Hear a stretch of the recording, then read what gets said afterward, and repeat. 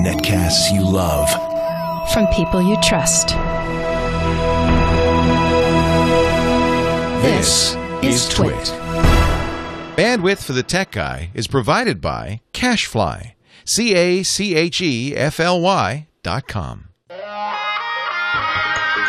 Hi, this is Leo Laporte, and this is my Tech Guy podcast. This show originally aired on the Premier Radio Networks on Sunday, August 26th, 2012. This is episode 904. Enjoy. The Tech Guy podcast is brought to you by GoToMeeting with HD Faces from Citrix. All you need is a webcam and a click to turn your online meeting into a high-definition video conference.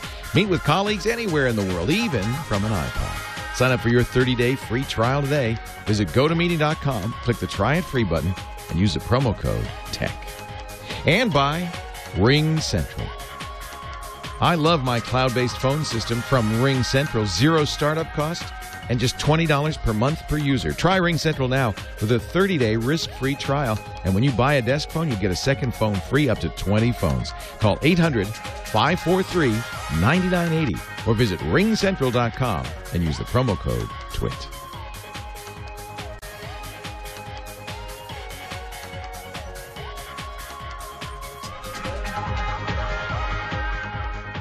Well, hey, how are you today? Leo Laporte here, the Tech Guy. Good to see you.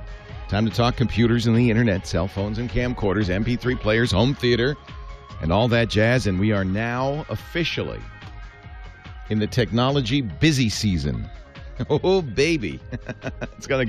It's getting crazy in here.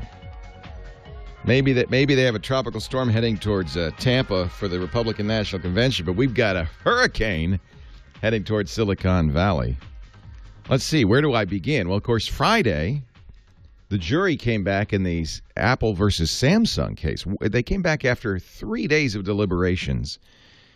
And already there's some question about whether they rushed this thing. There's quite a bit of question. In fact, the judge has had to change the award because the jury, among other things, awarded $2 million to Apple for something that they previously had ruled that Samsung did not do wrong.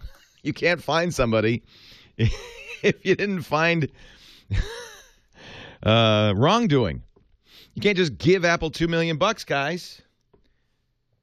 So it looks like there's it makes sense. Nobody. We were completely taken off guard on Friday afternoon when word went out the jury has come to a verdict on a very complicated case after 3 weeks of testimony from Apple and Samsung. 109 pages of jury instructions. That's the judge telling the jury what the law in the matter is and how they have to consider what they have to consider when they're considering their decisions. And a 20-page verdict form, 33 questions on 24 different devices. And after going through the math, the judge said, "Oh, wait a minute. You can't give them $2 million for something they didn't do wrong." So I'm reading the Grok Law blog, which is an excellent blog about law. I'm not a lawyer, so I don't understand this stuff. Just to fill you in, Apple sued Samsung on a number of counts, claiming that Samsung had copied the iPhone and the iPad, just copied them outright, violated their patents, both technical patents and what they call trade dress patents. Basically, they copied the look of the iPhone as well as the inner technology of the iPhone. And the jury, for the most part, agreed. They didn't agree over tablets. It seems like they let Samsung skate on the tablet side. But when it came to phones, for the most part, the jury said yes. Not only did Samsung violate Apple's patents, they did so willfully. They induced their American subsidiary to do so. And they fined them over $1 billion. $1,051,855,000, but they've had to lower that by $2 million because they kind of blew it. They awarded damages for the Galaxy Tab 10.1, but except that they had earlier on the form said no, it didn't infringe anything. So now there's some thinking that there might have been a little rush to judgment. In fact, one of the jurors said, "Oh, we decided after day one." It is. I mean, if you look at an untrained eye or even a trained eye looking at For instance, the early Samsung smartphones right after Apple came out. Actually, the jury, one of the jurors said it wasn't even that. It was the emails and the statements from Samsung CEOs that they basically admitted in the emails, yeah, we got to copy Apple. And the jury didn't like that. They were upset, and so they gave him $1 billion. Ironically, is probably not going to slow down Samsung by much. Farhad Manjoo, writing in Pando Daily, says copying works. They said when the iPhone came out in 2007, and actually by a year later, Apple was the most profitable phone maker in the world, making more money, mostly because of their profit margin, not because of the number of phones. They sold 4 million iPhones compared to Nokia's 113 million phones in 2008. But Apple made more money, $1.3 billion in profits on the 4 million phones compared to Nokia's 1.2. And it's been downhill for Nokia and RIM and everybody else ever since. So Manjoo writes, a storm was blasting through the smartphone business, and survival depended on how these companies reacted. One option, do nothing. He said Nokia and RIM seemed to have decided the iPhone was just a blip, a cultish device. It would never reach mass appeal, so why bother taking it on? Whatever happened to Nokia and RIM? They're practically gone. Nokia's really struggling. RIM is pretty much down for the count. Another option, well, you could try to do Apple one better. You could spend many months, maybe even years, writes Manjoo, working on devices that aimed not just to match the iPhone's innovations, but to beat them. Who did that? Palm did that. Remember the Palm Pre? It's basically what Microsoft began to do. It's one of the reasons Microsoft is about 3 years behind. They went back to the drawing board. They cross-licensed patents. They did everything right. They made an agreement with Apple. They said, we won't copy you if you don't copy us. We'll license your patents if you license ours. And they went into the lab and developed something completely different. Apple has no problem with Microsoft. Microsoft's got a little problem because they're way late to the table.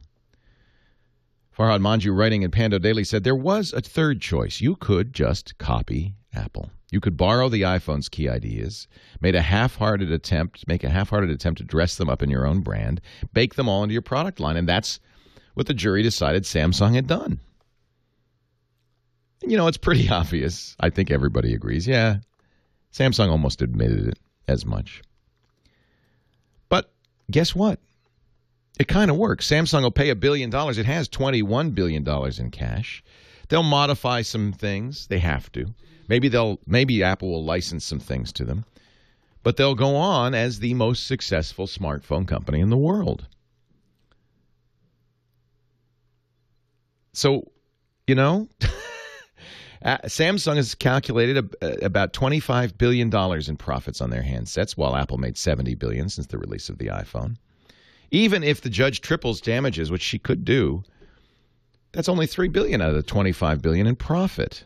Not a catastrophe. Kind of, I would guess what Samsung might have said is the cost of doing business. And it's happened before.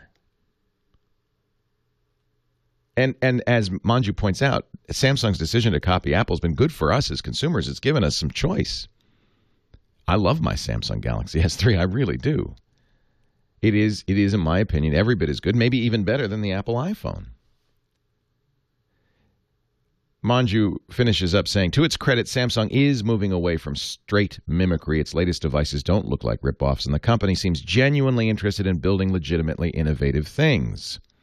In fact, that's what the other courts have ruled around the world.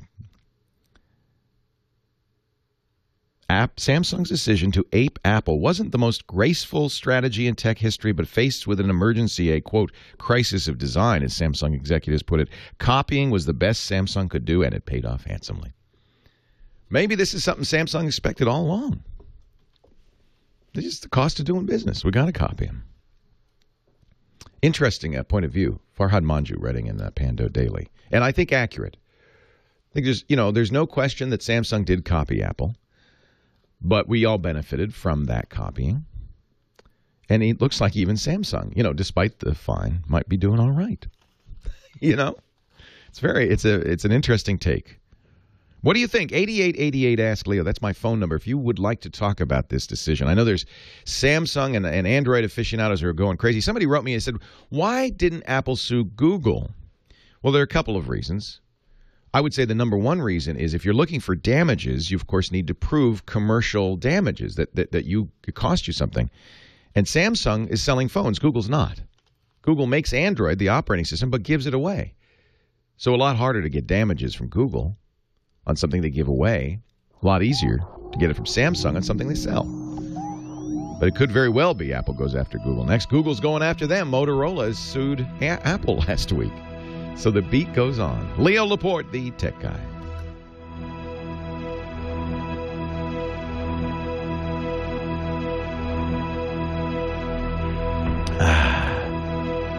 No, Petaluma's not depressed. Are you kidding?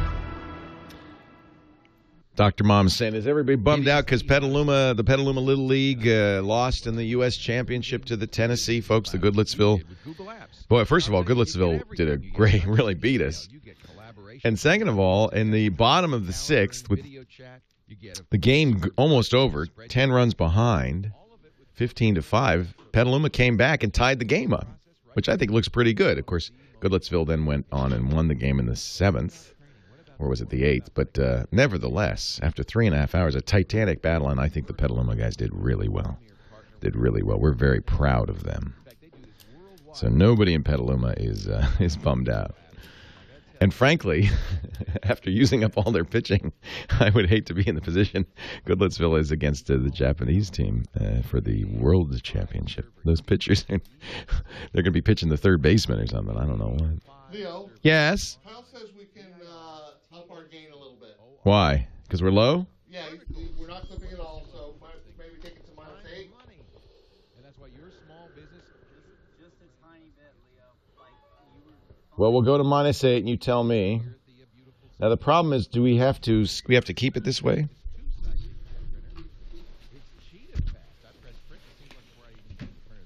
Hi guys. Sorry, I came running in. I didn't have a chance to talk to you. So who's from Australia? Okay, welcome. Yeah. Oh, you'll get to again another time. But where in Australia are you from? Adelaide. Beautiful. How nice. So your name is Ben, and you're Mike and Ed. Hey, Mike. Hi, Ed. How are you? Good to see you. Nice to meet you. Hi, Ed. Nice to meet you. You guys are from where? I'm from Cleveland. Cleveland, Ohio. How fun. South Bay. Great. Nice to see you. Nice to see you. My phone's out.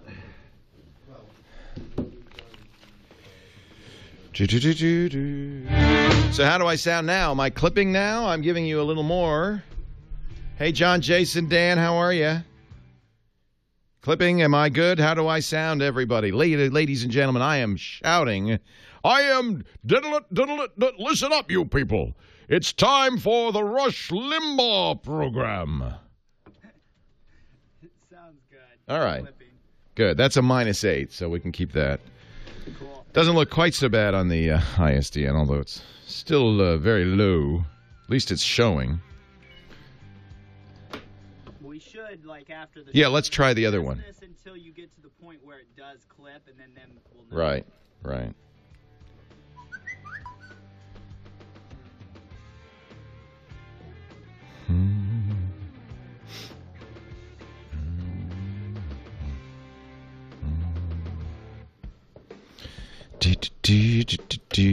Now my ball, you know what? I think I have a leaky ball because it was nice and full yesterday, and it is definitely not full today. In fact, I'm sinking. I am sinking. We need a new ball. No, not today, but I mean, it's the next time. Don't pump this one up. Throw it out because it's. Remember, it was nice and firm. Oh yeah, I pumped it yesterday. In fact, we might need a new ball sooner than that. Wonder if there's a. You know what, John? Oh yeah, look at that. There's a big hole in it. There's a gash in my ball. I need a new one now. See that? It got gouged there and there. It done been gouged. Whoa! Oh, yeah, it is definitely. Yeah, it got gouged. I don't know where it got gouged, but it did. It was over here. Maybe there's a... You have We could dedicate that to Apple Computer. to give. The world is yours. The world is yours. Leo Laporte, the tech I tried to guy. break free. You tried to keep me 88 down. I tried to 88 live ask right. You tried Leo. to That's the number we are talking about, of course. I mentioned that this is the storm. I didn't even say what's going to happen. That was just the old stuff, the Samsung Apple decision. That's nothing. And of course, Samsung's going to appeal. This is going to go on forever. And the problem is, a real fundamental problem is the way the patent law works. You get a patent for 17 or 20 years. And the problem is that with software patents, with technology, 17 or 20 years is a lifetime. I don't even know if we'll be using smartphones in 17 years or what. So the whole issue becomes, maybe they should have 4-year or 3-year software patents. I understand and I agree that, if you invent something, you deserve to reap the benefits. The whole point of the patent system is that you get exclusive license for it for a period of time in return for telling everybody how you did it so that once that license expires, they can do it. And it's good for everyone. See, that's a good thing for everyone. But 17 years in the cell phone business is, longer than a lifetime. And then, get ready because this is going to be a crazy week. On the 29th, in 3 days, Samsung comes out with its Galaxy Note 2. This is the biggest phone out there right now. I use a Galaxy Note. Love my Galaxy Note. 5.3-inch screen. It's going to be 5.5 inches. And I don't know what else is new. Apparently very thin. In fact, they say it won't even be bigger because the bezel will be smaller. So even though the screen's bigger, the phone will be the same size or smaller. Samsung's innovating. Believe me, they're innovating. No, there's no 5.5-inch Apple phone.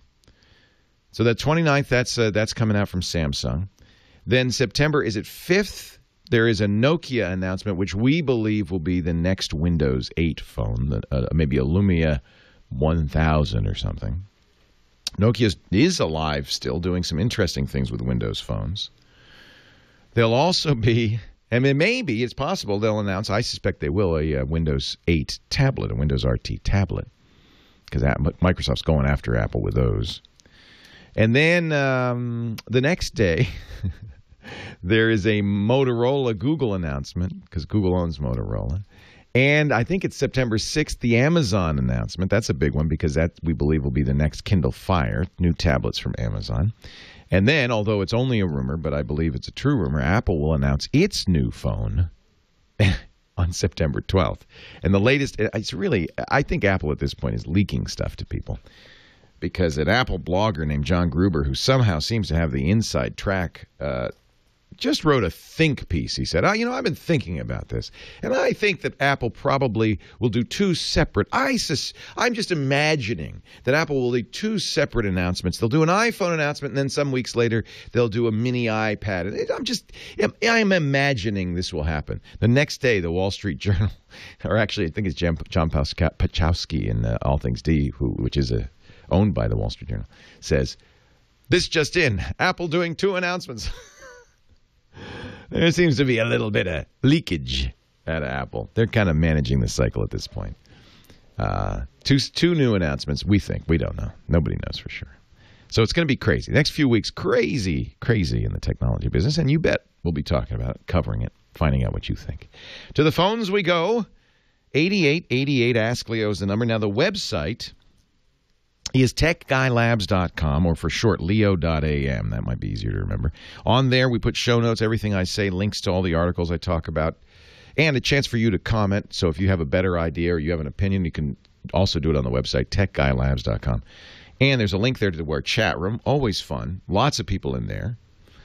And the phone number is also on there if you can't remember it. But it's 8888 Ask Leo. That's what Sam called from San Diego. Hey, Sam. Yo, good morning there, Leo. Good morning, Sam. Yes, sir. Look at, I got something simple here, I suppose. I'm trying to hunt down a good ringtone, a free download. Yeah, okay. What kind of phone do you have? I just have a regular LG AT&T. Yo, it's a smartphone or it's what they call a feature phone, because they don't want to say. Feature phone. Yeah, it's a feature phone. They don't want to say dumb phone. That would be insulting. What is the opposite of a smartphone? A feature phone, sure. Yeah. So here's the deal with ringtones. First of all, it's a multi-billion-dollar business that shouldn't exist at all because in many cases you already own the song that's the ringtone, right? Yes, sir. And if you could only do it, you could edit the song and put it in. Now, some phones will let you do that. Android, for instance, as you have all your songs in your playlist, you can actually say, I want that one to be a ringtone. Okay. But that's on smartphones, on feature phones. In fact, it's funny because Apple used to do that. They used to have a little ringtone editor in iTunes. They took it out. And the reason is it's a big, big business, and the record companies love selling you ringtones. Yes. Because you already bought the song, now you're going to buy it again. And usually a ringtone you don't buy outright like you buy music. You buy it for a few months. Yes, right. It gets you, man. It's a huge business for the record industry. Now, what about that mixer? Well, so here's the deal on a feature phone. The only trick is getting it into the phone. And there are programs. I used to use a program called BitPim, BITPIM. They're all clunky and funky. But these programs would let you you'd have to edit the music first, and then all the program would do is give you access to the file system on the phone so you could copy it over. And even feature phones actually have operating systems and file systems and all that stuff. So if you knew where to copy it, usually it's a ringtone or a music folder, you could just do that. And it would show up in your ringtone list. But it's always clunky, and it's specific to each phone, and it's not ideal. The problem is that free ringtones are often spyware or worse. So I'm not crazy about using, quote, free ringtones. I'd be very nervous. Certainly, don't put a free ringtone program on. So that makes me nervous. So I would say pay for them. If you want fancy ringtones, pay the $1.90 or whatever it is. Your cell phone company offers them. Even, Verizon, AT&T, Sprint, T-Mobile, they all offer them. And the safest thing to do is spend $1 and buy them. Because A, it's a lot of trouble, more than $1's worth of trouble to figure out how to get them onto your phone. And B, there's this real issue of, kind of junky stuff that you may not want on your phone. And if you're lucky enough to be using an Android phone, Double Twist and a number of other programs will just take whatever's on your phone and turn it into a ringtone, which I love. On the iPhone, you can still do it, but you have to do it kind of manually. You have to kind of rename. You can Google it and you can find it. I'll put a link in the show notes to an article that describes how to do it. Essentially, you're going to take the audio, the M4A audio that you have, is that what it is? And rename it to a ringtone extension. You might want to edit it as well. And then it will just kind of put itself in the ringtone folder and automatically sync to your phone using iTunes. So you can still do it. They haven't stopped you from doing it. But what they did is they took out the easy way to do it. And I bet you anything that's because AT&T said, hey, we're making billions of dollars here. Get out of my way. Don't block the ringtone, baby. Leo Laporte, the tech guy.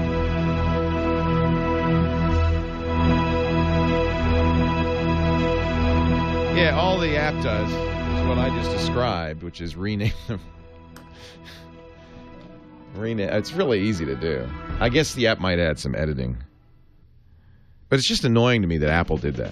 It's like, and now, of course, they sell them, right? It's just a dumb idea. You already own the song, right? Most cases. You bought the song for 99 cents. Now they want you to spend more for a ringtone of the song. Come on. Come on. Come on. Yeah, Android is so... I'll show you how it works on Android. It's just the simplest thing in the world.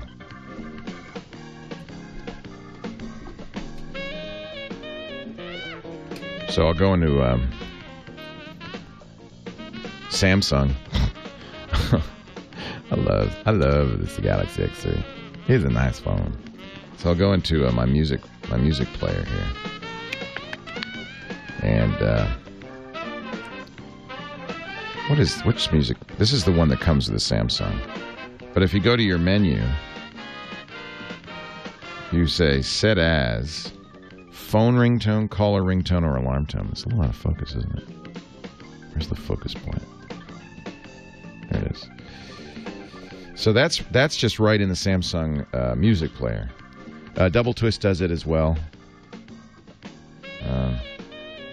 So I can go. Let me go back in here. I can look at. Update your library for new songs. Okay, thank you. This is just a weird. This is such a weird program. So let's say I want to add Alanis Morissette, and Ironic is my ringtone.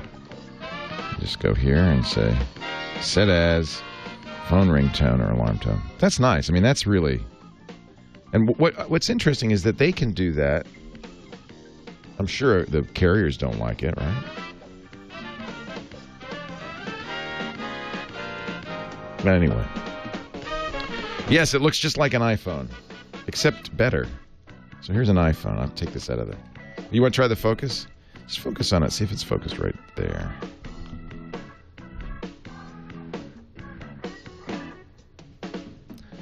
The problem is it's kind of a shallow depth of field, I guess. Let me take this out of the case, because the case obscures the similarity or dissimilarity, depending on your point of view. All right.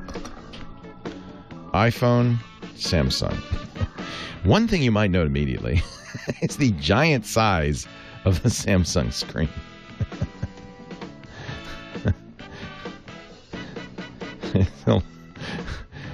And there's fish swimming on it. But it's true, they both scroll like that. They both have home buttons.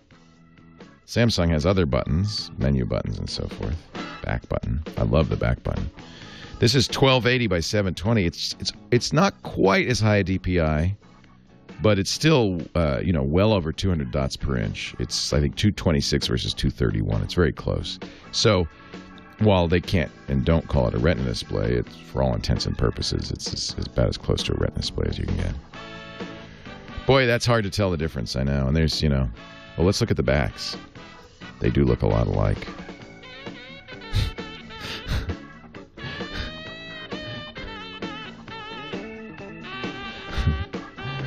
No, the S3 was part of the suit. That's the interesting thing. Apple named it in the suit. And the judge said, look, guys, you got to narrow it down. You already got too many phones in here. They had 24 phones as is. So some of the more new stuff Apple pulled out of the suit because the judge said you have to. Because it's too much for the jury. So this S3 was in the suit.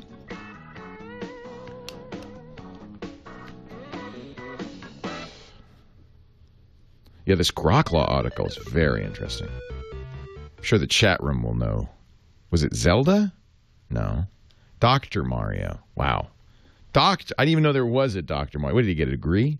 Is it a PhD or an MD? Dr. Mario, I'm here to chop your leg off.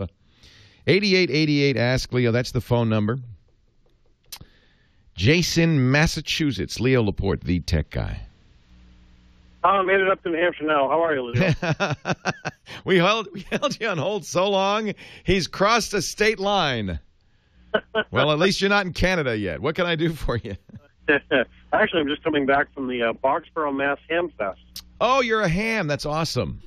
Yes, sir. In fact, I picked up a nice HF antenna there. Fantastic. And I worked 9 Alpha 3 Oscar Sierra just a little while ago. He's in Croatia. Wow. In your car, in mobile, you worked Croatia? Yes, sir. That's pretty cool. Brazil a little bit after that. So it's on HF, so you have a high frequency. Normally in mobile, you work in FM. So you're working in, or rather, is it VHF? You're working in different frequencies this time. Yeah, up in the shortwave bands. I was using 21 megahertz and also 28 megahertz for another contact. That's neat. That is fun. Pay attention to the road, though.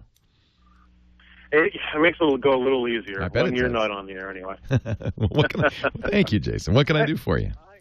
I have failed in a search for an MP3 player that I can have in my truck, but I would like to mount it in.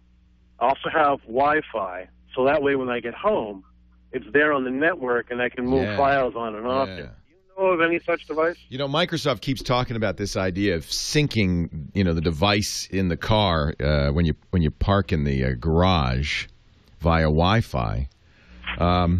I don't know. Let me see if the chat room knows. Alpine has been making some pretty sophisticated head units. These are the things that you stick in your car to replace the existing radio. I wonder if Alpine makes one with Wi-Fi. Wouldn't that be cool? There's no reason why not. It's a matter of cost. I don't know. I do not know. Tex in our chat room says D-Link used to make a kit like this. I think what we want though is a head end. Actually, Alpine does support Wi-Fi. It looks like in some of its head ends, its head units. They use Bluetooth and WLAN or Wi-Fi to transfer songs over. So I would go. I've always been impressed by what Alpine is doing with its stuff. They've always been very sophisticated.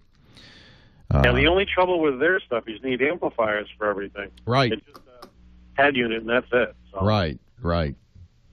that's the only drawback for them. Don't know. I wish I did, but Jason, keep listening because we got a lot of people in the chat room who are all sorts of stuff. Here's one. Here's a Big Ginge. Gave me a link from ecrater.co.uk. Well, I don't know if you want to put this in. Holy cow! That's more than a head unit. It looks like it's the entire dashboard of a car. HDMI, Wi-Fi, plus 3G, plus GPS. I'm not sure if I am going to go for this because they spelled Android, Android 2.3. That makes me a little suspicious. It's a 7-inch doubled-in HD touchscreen GPS car. Oh, it's got DVD, Bluetooth, DVB-T, and Wi-Fi. Holy camole. Now, it's about 300 pounds UK. So what's that, about $500 or $600? But, that's not bad. Let's see. Here's another link from the chat room from Pokasomi, who says Crutchfield has something. I like Crutchfield stuff. This is another Alpine. This is the CDE HD 137BT. We'll put some links in the show notes. iTunes tagging, steering wheel controls, Pandora in your dash. I like that. Yeah, there's a lot of choices. But now this one has a... does it have an amp built in? Can't tell. Yeah, it does. It has a built-in MOSFET amp. If you're a ham, you should figure. You can figure this stuff out. It's kind of a good idea. I like it. Keep listening. I'm sure we'll have more suggestions from the chat room as time goes by. Maryland, Glendale, California. Leo Laporte, the tech guy. Hello. Hey, how are you, Marilyn? Fine, but I'm disabled and I've got a problem with Yahoo. Okay. I got a new computer, and about 5 days before mine broke, I quit using it because the keyboard, there was something wrong with my Vista machine. So my mother bought me a supposedly new Windows 7 HP. That's another issue, but the issue I'm calling about today, since they closed out the account, my email addresses were specially encoded. They looked like normal email addresses, but I could do everything one-handed. Now, I've written email to email and haven't heard back from Yahoo, and I don't know what to do. Yeah. So it's Yahoo changed your email? They closed out my account because, and understand I've had the account for over 14 years, and they wouldn't turn over the information on the account because I've forgotten one of the secret questions. So they don't know it's you. They don't know it's me, and I'm getting really frustrated because I can't email the normal way. Right. It looks normal, but it's not. I understand. You could use one hand to type it. I use one finger to type it. Yeah. Boy, that is frustrating. It's unfortunate, but companies like Yahoo, because their mail is free, they don't really spend a lot of energy. Google's the same, Microsoft's the same, and support because it's too expensive for them. They're not making much money on you. So I don't know what to do. I don't know where you go to get Yahoo to. You might try escalating it. Maybe you could write an email to Marissa Mayer, the new CEO at Yahoo. Explain the story to her. This is, in general, a really good technique. And we've talked about this before. Almost all these big tech companies, and I shouldn't give this out because it's only successful because nobody knows about it. If everybody starts doing it, it's not going to work. But this is a good one. Marilyn, you need to know this. You got to, if you can't use, obviously you can't use your Yahoo account, but you can get online, so use a different account or get your mom to do it. And send a note to the CEO of Yahoo, Marissa Mayer. Get it up the food chain, in other words. Almost all the CEOs of tech companies have an office of the chairman or office of the CEO where they handle complaints, and they can be escalated up to this. I just don't know of any other way. I don't have any special magic powers there, unfortunately. Lee in Denmark is telling me that he had a problem with Apple. He emailed Tim Cook last weekend and was called by an Apple representative Monday morning. So that's, I think, the best way to do it. I think that's the best way to do it, Marilyn. I wish I had some in at Yahoo I could help you with, but I just don't, unfortunately. Maybe they're listening. Maybe they're paying attention. Good luck, Marilyn. That's got to be frustrating, especially after 14 years with the same email address. Leo Laporte, the tech guy.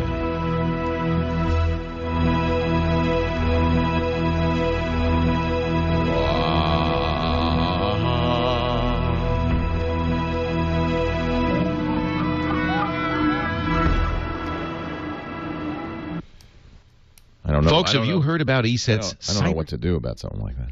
I really don't. I wish I could help. I just the problem is that even if they listen to the show, they're not going to. They don't know anything about it. We need to. Obviously, she didn't give enough information that they could say. I mean, think of how many tech support calls a day Yahoo gets. They don't know which one is her.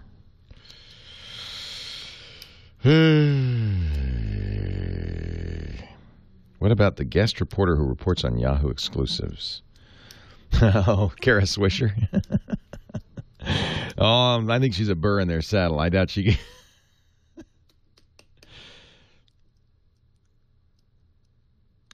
Yeah, I mean, the problem really is kind of understandable from Yahoo's point of view. She can't prove that it's her account because she's forgotten the security questions. So it's tricky. I've always worn the big AKG headphones in the studio. Our show today brought to you by our friends at GoToMeeting. They do such a good job with their HD Faces technology. We're working on making this. I want to use the HD Faces. It's so good. I want to use it for our Skype callers instead of Skype, right? So they're working on something to do that. I would love to do that. If you visit GoToMeeting.com, you can see a little video on what they do here. So you're probably familiar with GoToMeeting. GoToMeeting's been around for some time as a screen-sharing meeting software. Makes it very easy to set up meetings. You just click a link. Your email sends, if you have Outlook, it's really easy. They have an Outlook plugin that just sends out email invitations. Your clients, if you're doing a sales presentation, or your colleagues, if you're doing team meetings, just click the link. Software downloads fresh each time. It's very quick, and that's nice because it's always up to date. It's always secure. And they're seeing your screen. You're sharing the PowerPoint and everything. And now they've added this HD Faces. This is so cool. It's crystal clear HD video. Most computers nowadays have a camera right on top. There was a Logitech right up there. If you have an iPad, this is sweet. It uses the camera on the iPad when you join the meeting. And they can see you. You can hear them. You don't need a phone. You're in the meeting, and you can see their screen, Mac or PC. You got to try this. If you're doing online meetings, GoToMeeting.com. Here's the deal. Go to the website, GoToMeeting.com. You'll see that orange Try It Free button. 30 days free. But you got to click this promo code link for me and type in TECH. Not Tech Guy, just TECH. We made it shorter. TECH. And you could be using GoToMeeting in about 5 minutes. That's how quick it is. GoToMeeting now with HD Faces from Citrix. Safe, secure, fast, very effective. Use the offer code, promo code TECH, and you'll get it free for 30 days. So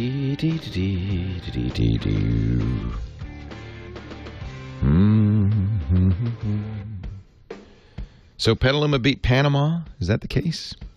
Guests on TWiT today, we got Nilay Patel of The Verge because we wanted, he's a lawyer and an expert. We wanted to get expert Samsung coverage. The Verge, I think, has done the best Samsung coverage of all. They've really done a great job of that. So Nilay Patel, Adam Curry to give us the conspiracy perspective, and Father Robert Balliser, who is in our chat room right now.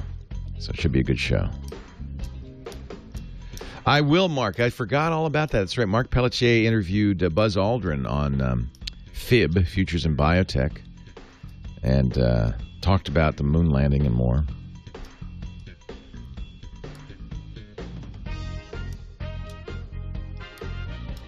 Well, the reason he couldn't get on the internet is because the McAfee had pushed out a bad update.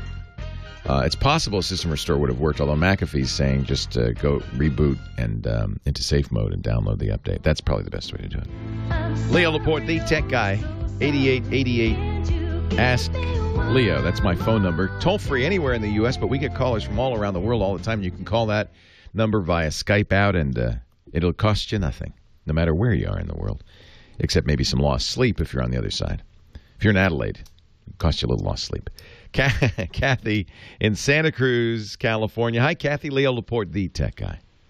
Hi, Leo. Hey. I'm so excited to talk to you. Oh, it's nice to talk to you. I've listened to you on KGO, and now I'm watching you on TWiT TV since you moved to your new studio. Thank you. You know, I went to high school in Santa Cruz. I went to Santa Cruz. You did? High. Yeah. Huh. Love Santa Cruz. We moved there in 1971. That's about the time I moved here, too, I think. Yeah, It was a fun hippie place to live. I'll tell you that. It's still a beautiful place. I love it. It is right on the coast there. Yep, and the fog is finally lifting, so we're going to have some sun today. Yay! I have a couple questions. I have an older Dell. It's got XP on it, and I have the IE7. My first question, my thing I'm having a problem with, last weekend I had trouble with my DSL, and I have AT&T DSL, and the girl had me, I was having trouble getting one of the websites that I had on my favorites. It was knocking me off, so she had me go into the control panel and Internet Options, Advanced, and do a reset, and it, of course, knocked everything, all my passwords. Yeah, it kills all the passwords, the cookies, all the history, And also what it did is I have Norton Internet Security 2012. I lost the toolbar on it, and it's checked, like it's going to be there, but I don't know if it's hidden or what. She noticed it, and we couldn't get it back. And then in the meantime, I've noticed that when I go out on Google, it used to have, besides some of the websites, it'd have a little OK or whatever, Norton approves this website. Yeah, that's just all bogus worthlessness. I don't think you want it. First of all, your big problem is you're running a 6-year-old browser, which is very insecure. That's my second question. Yeah, you should get rid of IE7, update it. I'm sure Microsoft's been bugging you to update it, haven't they? They have, and that's my second question. Please update it. That browser's way too old. Browsers are the number one vector for virus infection. And so having a secure browser, you run Windows Update, I'm sure, regularly, right? Yes, Okay. every day. Okay. I run the update. That's far more important than this Fakatka Norton Toolbar. You don't need that. Okay. Well, Trust me. You don't. You're far more important. This is kind of, far more important is having a secure browser and running Windows Update than having the Norton Toolbar on there. Well, that's another reason you're hard to get through to, as you know, but a couple of years ago I tried to update it to the IE8, and it did something, and I called Dell, and they took it off, and the girl told me that XP wasn't compatible with IE8, so I just haven't done anything. Oh, yeah. No, you can't go to 9 or 10. No, I know that. But you can go to 8, and that would be I know that Microsoft would be very happy if you went to 8. The other thing you could do is maybe go to Google's Chrome browser. Okay. One of the things I like about Chrome is that thing that you like about the Norton Toolbar, which is useful, is it's looking at a website and seeing if it's a dangerous website. Chrome does that automatically. Can you run both? Sure. Okay, and would you recommend where would I go to download this IE8? What would be a safe place to do that from? Well, only from Microsoft, and you would do it as part of your Windows update. So, as I said, I'm sure Microsoft's been saying, hey, why haven't you updated? Why haven't you updated? Because they don't want you using an older browser. Well, a lot of the websites now, too, say they're not going to be supporting it any longer. So yeah, but I would just stop using IE. Next time you do Windows Update, there'll be some recommended updates in additional to the critical updates. The critical updates are critical, obviously, but some of the recommended updates are useful. One of them will be Internet Explorer 8, so go ahead and do that. So do I just go to like Microsoft.com, or where do I go? Just run your Windows Update. Do you know how to do that? Oh, I'm sorry. I'm thinking of Norton updates. Forget Norton. You want it. I hope you're doing Microsoft's Windows updates. Well, they automatically, they do prompt me for that, but they haven't asked me specifically if I want to change to IE8. Right. But they do their updates. Yeah. Yeah. If you can just go to Windows. It's in the Start menu. Go to Windows Update in the Start menu. Okay. Or even, you can even in your browser in Internet Explorer, you can type windowsupdate.com, and it'll take you to Microsoft's Windows Update site. Okay. And I wasn't sure where to do that. Yeah, and among other updates, there'll be an IE8 update in there. Does anybody in your chat room have any ideas on how to get this toolbar back? Yeah, I have an idea. Uninstall Norton because it's terrible. I'm not kidding. It's really awful. Okay. It's not. It's just the toolbar is not making you safer. Okay. You really don't need it. I'm not sure why it's disappeared. What? I'm not sure why it has disappeared. I know. I didn't know if that had anything to do with the enhanced search engine. I think it's probably because of the reset. Okay. I don't know what the enhanced search engine is. That makes me nervous too. It's the means that it tells you whether or not it's a safe site or not. I didn't know that's what it was called. Yeah, so Google Chrome will do that automatically without, what Norton's really doing is collecting information about where you're surfing. It's not something you need. It doesn't make you more secure. Okay. Thank you, Leo. You're welcome. I would get Chrome from Google. It's faster. It's better. It'll work fine on Windows XP. It is much more secure because one of the things Google does, and they do a better job of this than anybody, by the way, is they check websites for malware. That's what the Norton site is doing. They check sites for malware. But Google, if you think about it, they're indexing every site in the world all the time, right? So they're much more actively looking at sites, and they're looking for malware infections, and it will warn you. Boy, will it warn you if you go to a site that's dangerous. And I do feel that's a good feature, and I feel Google does a better job than Norton does in that. And I don't like toolbars on my browsers. I really don't like. The other thing about Google Chrome is it comes with Flash, and it keeps itself and Flash up to date automatically without bugging you.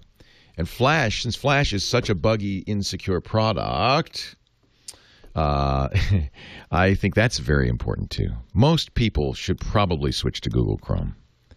You can get it free, google.com/Chrome. Google.com/Chrome. Steve in Sun City, California. Leo Laporte, the tech guy. How you doing, Leo? I'm well. How are you? Well, I'm perplexed. As I told your screener, you're my last and best hope. Help me, Obi-Wan Kenobi. You're my only hope. A friend of mine built a computer for me. Pretty savvy. But since the time we put the computer together, we've been having a problem. And that is whenever you play audio, like Pandora, or even if you're playing a game in the audio, there'll be a glitch. The screen will get, like a momentary little squiggle, and then through the sound you get this blurping noise. Now we've changed out we've changed out every component in that computer except for the processor. It's not the processor.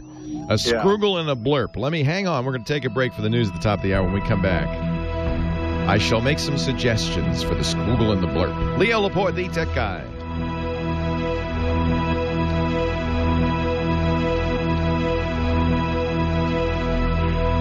What do you think, chat room? Is a squiggle and blurp a driver issue? Is it a hardware issue? Your team is working from the same office, even more so if you have to support members that work remotely. Nowadays, everybody does. That's why you need GoToAssist from Citrix. I don't think she's on an ISP because she said she's had Yahoo for 14 years. That sounds to me like she made that account practically at the beginning of time. Hey, guys. We're going to jam you in here somewhere. Figure out where to put them. We're running out of room. How you doing? Take the good seat. There you go. Bass Pro. He's a fisherman. There's headphones behind you there, sir. And nope, up on the shelf on the other side. No, there's a headphone right there. See that? Yeah. You're done? You don't want to hear any more? I've had enough, he says. Are you going to leave? Yeah, see the studio. Yeah, and come back and get a picture if you want. That's GoToAssist.com. You don't have to duck, don't worry. Bad speakers, you think? No, because his screen's going blurp, too. His screen's going bzz. So both the audio hit, you're taking a hit on the audio and on the video while he's listening to Pandora. Leo? Yes? Would you like your standard salad for lunch? I would. Thank you very much. Dan, how are ya? So who's running the chat room where you're here? Oh, my God. Trolls, this is your big opportunity. Dan's here. He's not paying any attention. You can mess with the chat room now. Go for it.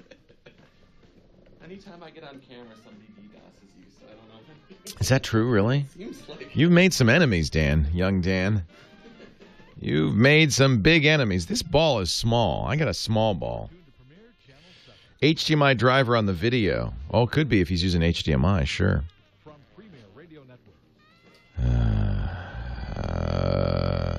It's a Skoogle and a blurk. Blurp. Yeah, I'll have to ask him. Could be the motherboard, huh? Yeah, I'm sure he's using motherboard video. Bad caps? We love that excuse. It's bad caps. Yes, Beatmaster. Beatmaster says Dan has massive forearms from wielding the band hammer. Power supply, maybe? Power issue? That does sound like a power issue.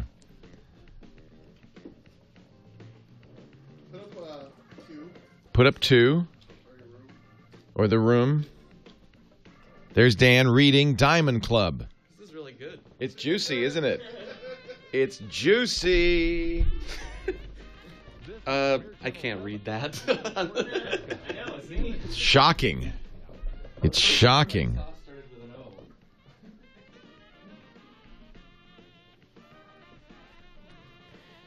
Oh, hammer the band hammer.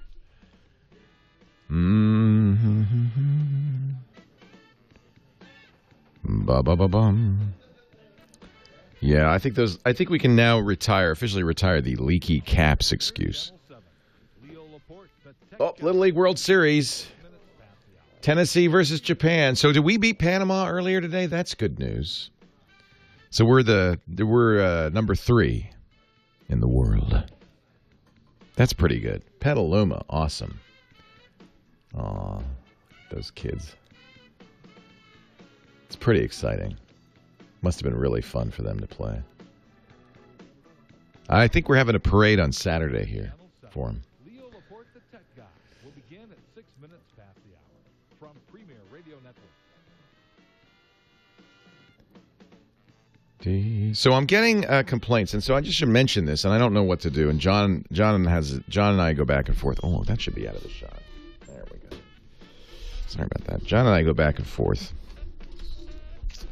There are lots of people who have been listening to the audio of this podcast, audio of this show. And for them, the breaks are weird, right? Because I'm just talking to, it sounds like I'm talking to myself. Josh edits this as well as Alex, right? Yep. So I get emails from people who say, "What is going on? It sounds so unprofessional. There's dead air." And I don't chew anymore, so we at least got rid of that. And then I get a lot of people saying, on Facebook and stuff, "Oh, no, leave it in." So I don't know what to do. I understand that if you are, what you're hoping is you're going to hear the radio show of the podcast of the radio show that you'd want, just that. It seems to me, though, that it's best to include, if there's more content information, it's best to include that, and people can always skip it if they don't like it. Or not, I don't know. It's the dilemma of the ages. It's driving me nuts. Well, we cut out the breaks where there's just music or me just sitting, there's nothing going on. Straw poll? No, I don't want to do a straw poll because that will all be you guys. And all of you guys, I know how you feel because you're watching. You want to see chewing. It isn't strictly about chewing. It's about just, now you hear stuff in the background, kind of discursive conversation on my part. And I think it's people. It's primarily people listening to audio. Because if you're watching the video, you're seeing the chat room, you're seeing what's going on. I mean, there's a lot going on. I mean, John's suggestion, he's right. If we had time, would be to do a separate audio and video edit, just to do a pure audio edit of the radio show. Or 2 separate versions entirely. Well, no, I don't think we need to do that. But I think we could. If we had, I guess what we could do is go back and re-edit the audio just to make that just the radio show. This is John's suggestion. That would be the ideal solution. Because it is only people listening to audio. What? What do you want, John? I want that. I think that people may unsubscribe when they hear stuff they don't want. They won't unsubscribe if there's stuff they don't hear that they don't know about. Right. So John's saying that you're much more likely to lose subscriptions if there's stuff people don't want to hear. You won't lose subscriptions because people aren't hearing stuff, right? Nobody says, I'm not going to subscribe to that. I'm missing the extra stuff. I understand that. But it is, the emails, the tweets are 50-50. They're not close to 50-50, but the problem is that the majority are, hardcore fans. People know what's going on. People are watching video. People are watching live. Those are the people responding. If we could just say, okay, only people who listen to the audio. What do you think? I would say probably the majority of them would just prefer the pure audio, the radio show only. So, but the problem is the difficulty, and it's not too hard to do a separate audio. When you know exactly what you're doing, instead of having to listen to it to figure it out, it's a lot easier. No, I know, but I would like to have a video that has more stuff. Oh, right. No, the video, yes. So you could go back and just put out the audio cleaned up because it's pretty fast. It's all on a clock. What do you think, Josh? You think you could do that? It'd take another hour, probably. Maybe not even that long. Well, why don't we start doing that? Why don't we start doing that? Make the audio be clean and make the video be... Kyle gives us that. He does? Kyle gives us the when? raw audio. Oh, we still get that? We used to get that on FTP. So you do that, Kyle? I cut out the commercials and put it... Well, I give you both. I give all 3 hours and then 16 Oh, because his audio is cleaner than ours because he doesn't have the echo. Well, why don't we just do that? He's just use Kyle's edit for audio. Thank you, Kyle. I didn't know you were doing that. Doing it all along. Yeah, no, we started doing it that way before we did video. Okay, good. Well, that solves that. Thank you, Kyle. Kyle to the rescue once again. Well, a good day to you, Leo Laporte here, the Tech Guy. This is the show where we talk about computers, the internet, cell phones, camcorders, home theater, digital photography, anything with a chip in it. And lately, court cases because of all the lawsuits over patents. 8888 Ask Leo is my phone number. That's toll free from anywhere in the U.S. 888-827-5536. The website is techguylabs.com. Techguylabs.com. And you can go there and find all the stuff I talk about. In fact, you can comment and vote and talk. What I think happens a lot is people are listening and they say, hey, I got another idea. What about... here would be another solution for that. For instance, this one's going to definitely be one of those. And if you've got an idea for Steve in Sun City, you can go to techguylabs.com and the show notes. This is episode 904 and say, what about this, Steve? Have you tried this? What about that? We're also looking for an earlier caller, a ham who wanted a good Wi-Fi enabled car stereo system.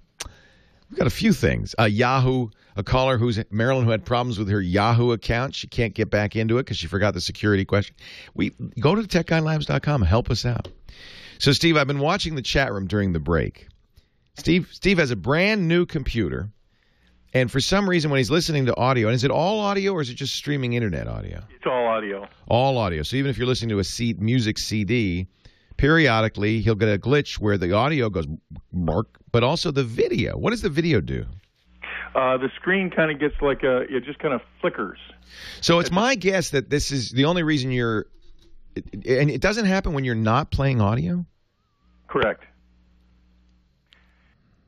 That's very strange. I changed the motherboard out. We had a sound card. We disabled took the sound card out and used the motherboard. Where are you getting the audio from? Is it from a sound card, or are you doing HDMI video out or something like that? It's coming from the actually, I guess it's coming from the motherboard. It's an analog audio jack, a mini phono jack coming out of the back of the computer? Yes. I even changed out the speakers. And the power supply, have you swapped that out? Unfortunately, that was the last thing that we did. And it didn't work? No, I went to. Wow, you have done everything. Yeah, like I said, the only thing we haven't changed out. Now, what about is it possible that the BIOS could be doing this? I think we're on the, what is it, IDHA or IA, whatever, and somebody said something about going to the IDE. I'm baffled. I mean, this is, by the way, just a little object lesson for those building their own computers. If it's a Dell, you don't have to think about it. You just send it to Dell. Believe me. If you build it yourself, you... done that. Yeah, you are the guy responsible. And when something doesn't work, you can't go to the... You can only do what you've done, which is swap out. Unfortunately, you've now swapped out every single part. Every part. So it's kind of... We're thinking it's got to be some kind of setting, but we can't find out what the heck it is. Everybody's yelling, and this is all that's left, software, a driver issue, but you presumably checked and made sure you have the latest drivers and all of this stuff, right? Yeah, we've downloaded... and you get the drivers from the motherboard manufacturer, right? Well, we actually talked to the motherboard people, and because the first one was a well, I won't say what brand it was, but we thought, well, it's got to be the motherboard, so right. We swapped that out, and we've been talking to the new people. And they're the ones that are suggesting all this other stuff, including the power supply. Yeah, I mean, the power supply could do it, because and I think that's an underestimated source of common problems in computers is a flaky or weird power supply. You know what you might want to try? I mean, it's cheap to get a separate sound card. Well, I had a separate sound card, but it was doing with that sound card, too. It was. Okay, The next thing to try is maybe a pair of USB headsets, because that basically takes the sound card out of the computer entirely and puts it in that little dongle in the USB connector. And if your friend or somebody has a USB headset, I use them for Skype all the time. Okay. That's external. Basically, it's taking digital data from the USB port and converting it to analog with a little, a little circuit board in the headset. And if you're getting the glitch there as well, then it's in the data, and it's a separate driver. The nice thing about a USB sound device is it's using a standard. It's just getting data, so the driver is in the device. So that would at least tell you if there's a hardware issue, because if that still happens on a USB device, there's something wrong with the hardware. But which piece? But I don't know. Yeah, I don't know. I don't know. This is like.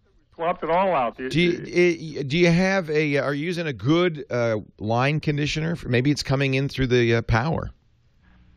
Or it could be radio frequency interference. It'd have to be pretty strong to affect the video as well as the audio, but it could be. No, I'm not. Boy, the chat room has about 8,000 suggestions.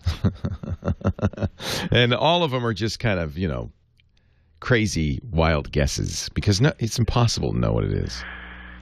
I mean, we've we cleaned off the hard drive and started over, and I got wow, you've done everything. I got a 2 terabyte hard drive, so I know there's plenty of room. Yeah, you've done everything, because that would be so. If you put a new operating system on there, obviously you updated all the drivers and everything. Yeah, we've updated. How often does it happen? Is it every 20 seconds, every minute, every 5 minutes? You know what? There's no rhyme or reason to it. It just happens once in a while. You know, one time, like we thought we had it licked. When we put the power supply in, we went I had Pandora playing, and I think we went through like 9 songs, and I thought, yay, we got it fixed, and then it did it. Oh, that's so frustrating. Sometimes you turn the computer on and you turn Pandora on, and you're into it for a minute and a half, and it does it. And what does it sound like? Like a bzzz. Yeah. And the screen, what does it do when you get the bzzz? Is the same screen kind of, if you can kind of picture a line right down the middle, it kind of squares that line a little bit. Just a little squiggle flash kind of thing, Yeah. It sounds like there is a little interference hit, either RF or coming through the power supply. Okay. So I would get a good maybe go to TWiT or APC and get a good. What you want is something that will really clean up, make that turn. If you look at power on an oscilloscope, it's supposed to be a sine wave, a very clean curved sine wave. Right. But it isn't. It's all over the place. And what you're trying to do is clean it up to be a sine wave. Hits on the power or RF hits could absolutely make that difference. Okay, so what is it exactly that I should get? You want now there are surge suppressors and there are uninterruptible power supplies, but you want one that does line conditioning. Line conditioning. Yeah. Though they don't have to be expensive, but it wouldn't hurt to have some condition. That's all I could think of. Are you near a big radio transmitter or anything like that? Could it? Can you recommend a brand or? Yeah, TWiT is one, and APC is another. TWiT? Yep, TRIPPLITE. Okay. Or APC, American Power and Conditioning. Okay. Now somebody keeps saying, I hate to say this to you, that it could be an I/O error in the CPU. And you haven't changed the main chip out, have you? No, that was that's the one thing. That's the the final component, and then I will spend about $2,500. Oh my goodness! And now don't build your own. It's so hard to figure this out, and the reason people build their own is because they like these kinds of things. They like the challenges, right? Well, it's real interesting because the gal that built the computer for me threw up her hands and walked away. Oh yeah, I don't blame her. TWiT's on Amazon, a good conditioner, about $134. Leo Laporte, the tech guy. Oh, she threw up her hands. I don't blame her. This is why you don't want to build a PC. If it works well, it's great. It's easy. It's fine. You don't save money. But and yes, Burn Tech, it may be rare to have a problem, but the minute you have a problem, you deeply regret. I'm going to check my voicemail. Call came in. We shall return.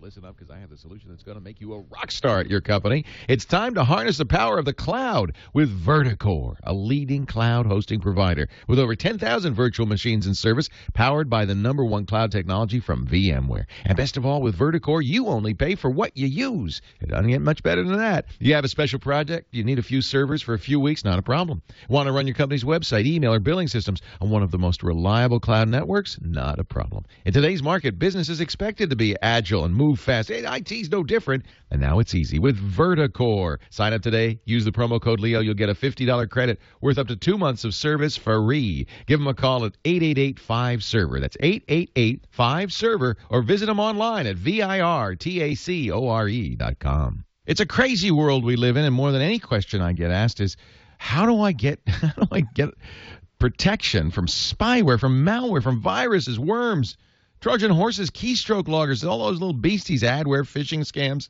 Well, there's really only one program you need, the one I use, ESET's NOD32.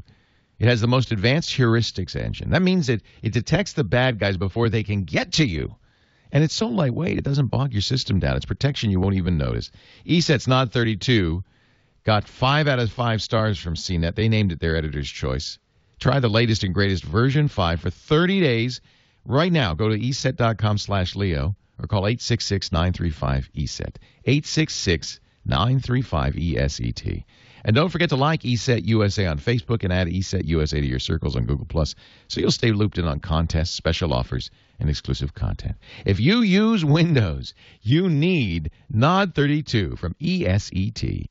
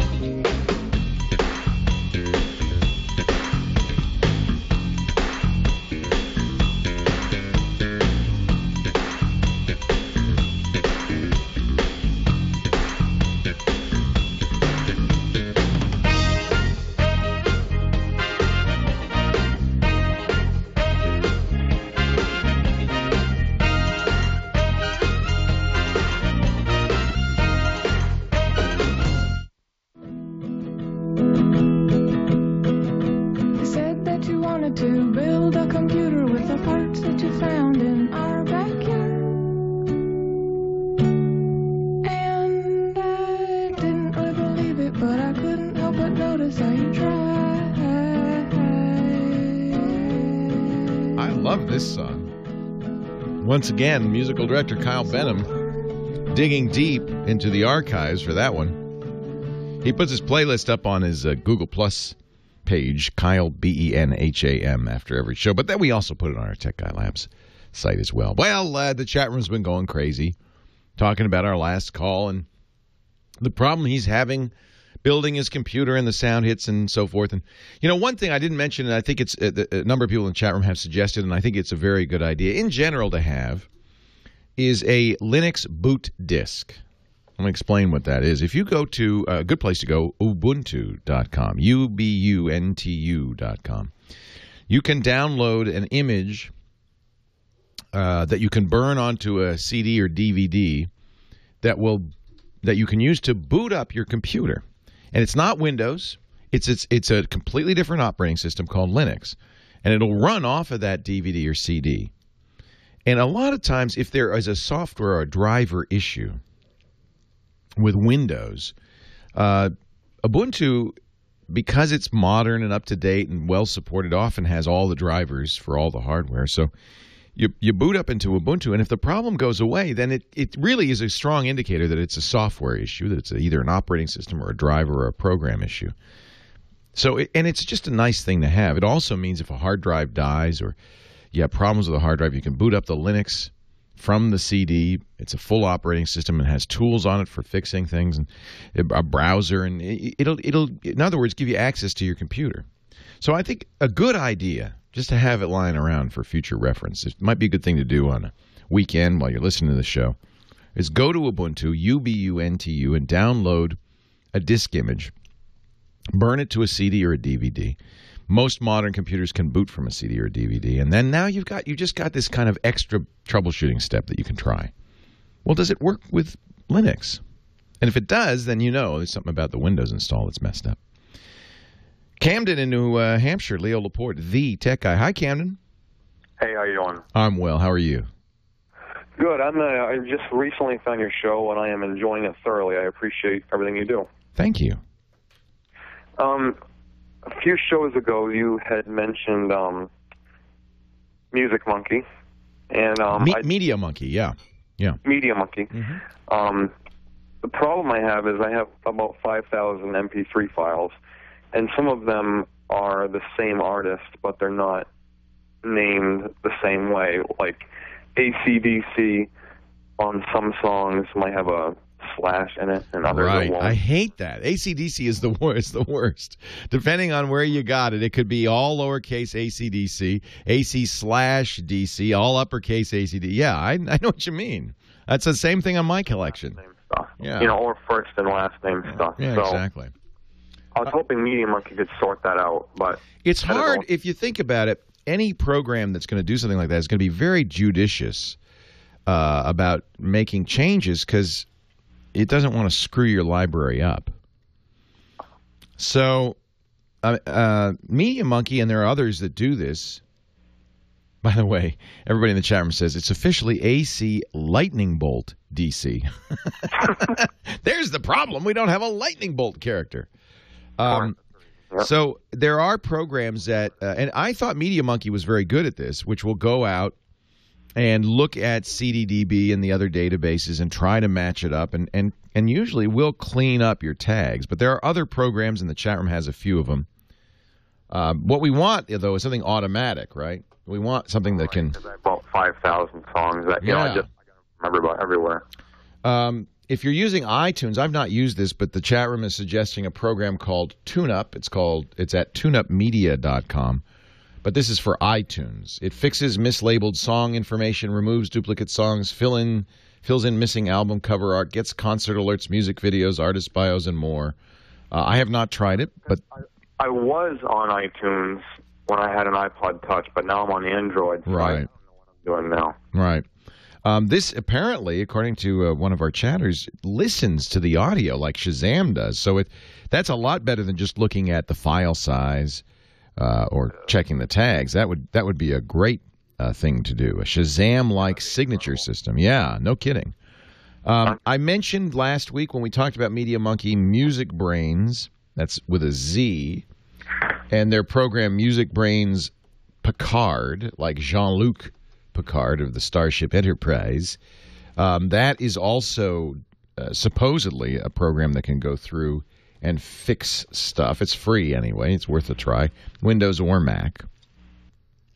Perfect. Yeah. So there's a couple. And, you know, you still could, if you really wanted to, just download iTunes. It's free. And load your library into iTunes and then run TuneUp on it.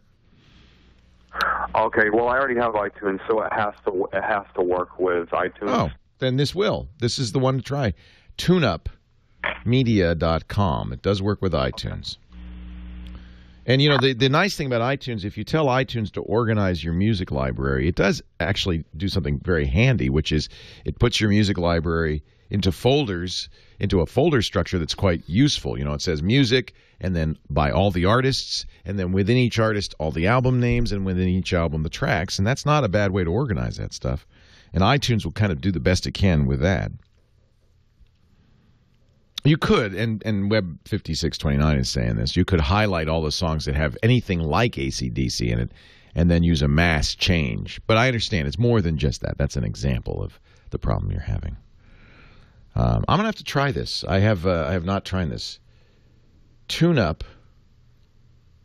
And let me just see how much it is. It looks like you download it for free, and then there's a lifetime subscription of $50 per computer or an annual subscription of $39.95. I think they're smart. And then there's three different products that make it up. There's the cleaner, the cover art, and the deduper. You know what? I'm gonna buy this, and I'll let you know. I'll give it a try, because this actually I could use this too. It's a little late for me. I've uploaded everything to iTunes Match and to Amazon and to Google, so my library is kind of now propagated everywhere. In a related story, Patterson in our chat room is sending me this article from Rolling Stone magazine. A computer virus might be blasting AC/DC music in an Iranian nuclear facility. Now that's how you get those nuclear scientists. This is from late last month. A computer virus might be the cause of AC/DC involuntarily blasting at maximum volume at a nuclear facility in Iran. According to F-Secure, which is a very well-known Finnish security firm, the Iranian nuclear refinement facility has endured cyber attacks that include hearing the song Thunderstruck randomly blasting in the middle of the night beyond scientists' control. Definitely designed by American spies. I can promise you that. Or maybe Australians. You know, the original attack on the nuclear refinement facilities was, we now know, from a joint venture of the Israeli and the United States security forces. So if they're blasting AC/DC, I would guess they're at it again. Leo Laporte, the tech guy. For those about to rock, we salute you. Those nuclear scientists about to rock. Good morning. That's for me, I wouldn't mind. Maybe Hell's Bells would be better, but there you go. Yeah, that's the second assault, is then they get the lawyers from the Recording Industry Association of America show up saying, have you been broadcasting AC/DC music illegally? That is a very funny story. All right, I'm going to try this when I get home on the iTunes library tune-up. Animaniacs would be better. Yeah, they did that to Noriega in Panama. That's exactly right. Samsung lawyer John Quinn, quoted by USA Today, saying they'll be asking the judge to toss out the verdict and to appeal. If she does not, quote, Samsung, the global leader among smartphone makers, vowed to fight. Its lawyers told the judge it intended to ask her to toss the verdict. Quote, this decision should not be allowed to stand because it would discourage innovation, blah, blah, blah. Of course they're going to say all this. Apple lawyers, on their part, plan to formally demand Samsung pull its most popular cell phones and computer tablets from the U.S. market. They also can ask the judge to triple the damages. I'm sure they will. Judge is going to have a busy day when she comes back on Monday. Samsung's lead lawyer, John Quinn, said, this is by no means the final word in this case. Oh, boy. Oh, boy. Yeah, well, it ain't over till it's over. Meanwhile, the Japanese are starting to beat up on the Goodlettsville kids.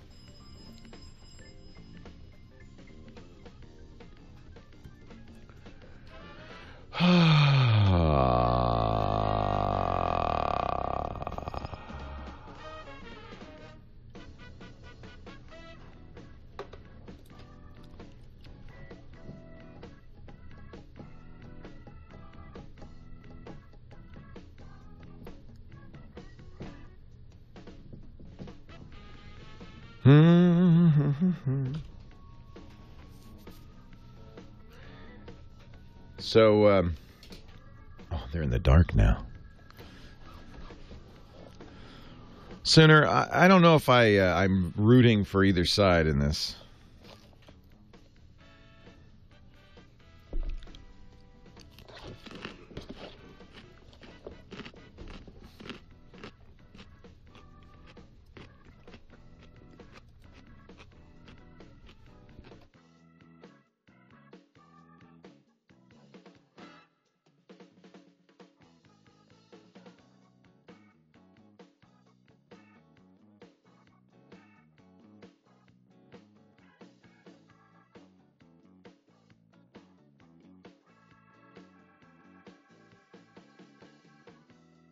Yeah, the CNET story is just quoting Grok Law, which is what I was talking about earlier.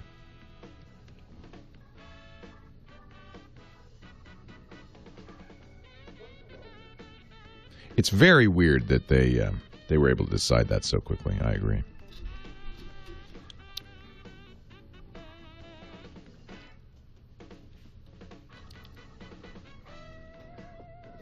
There they are.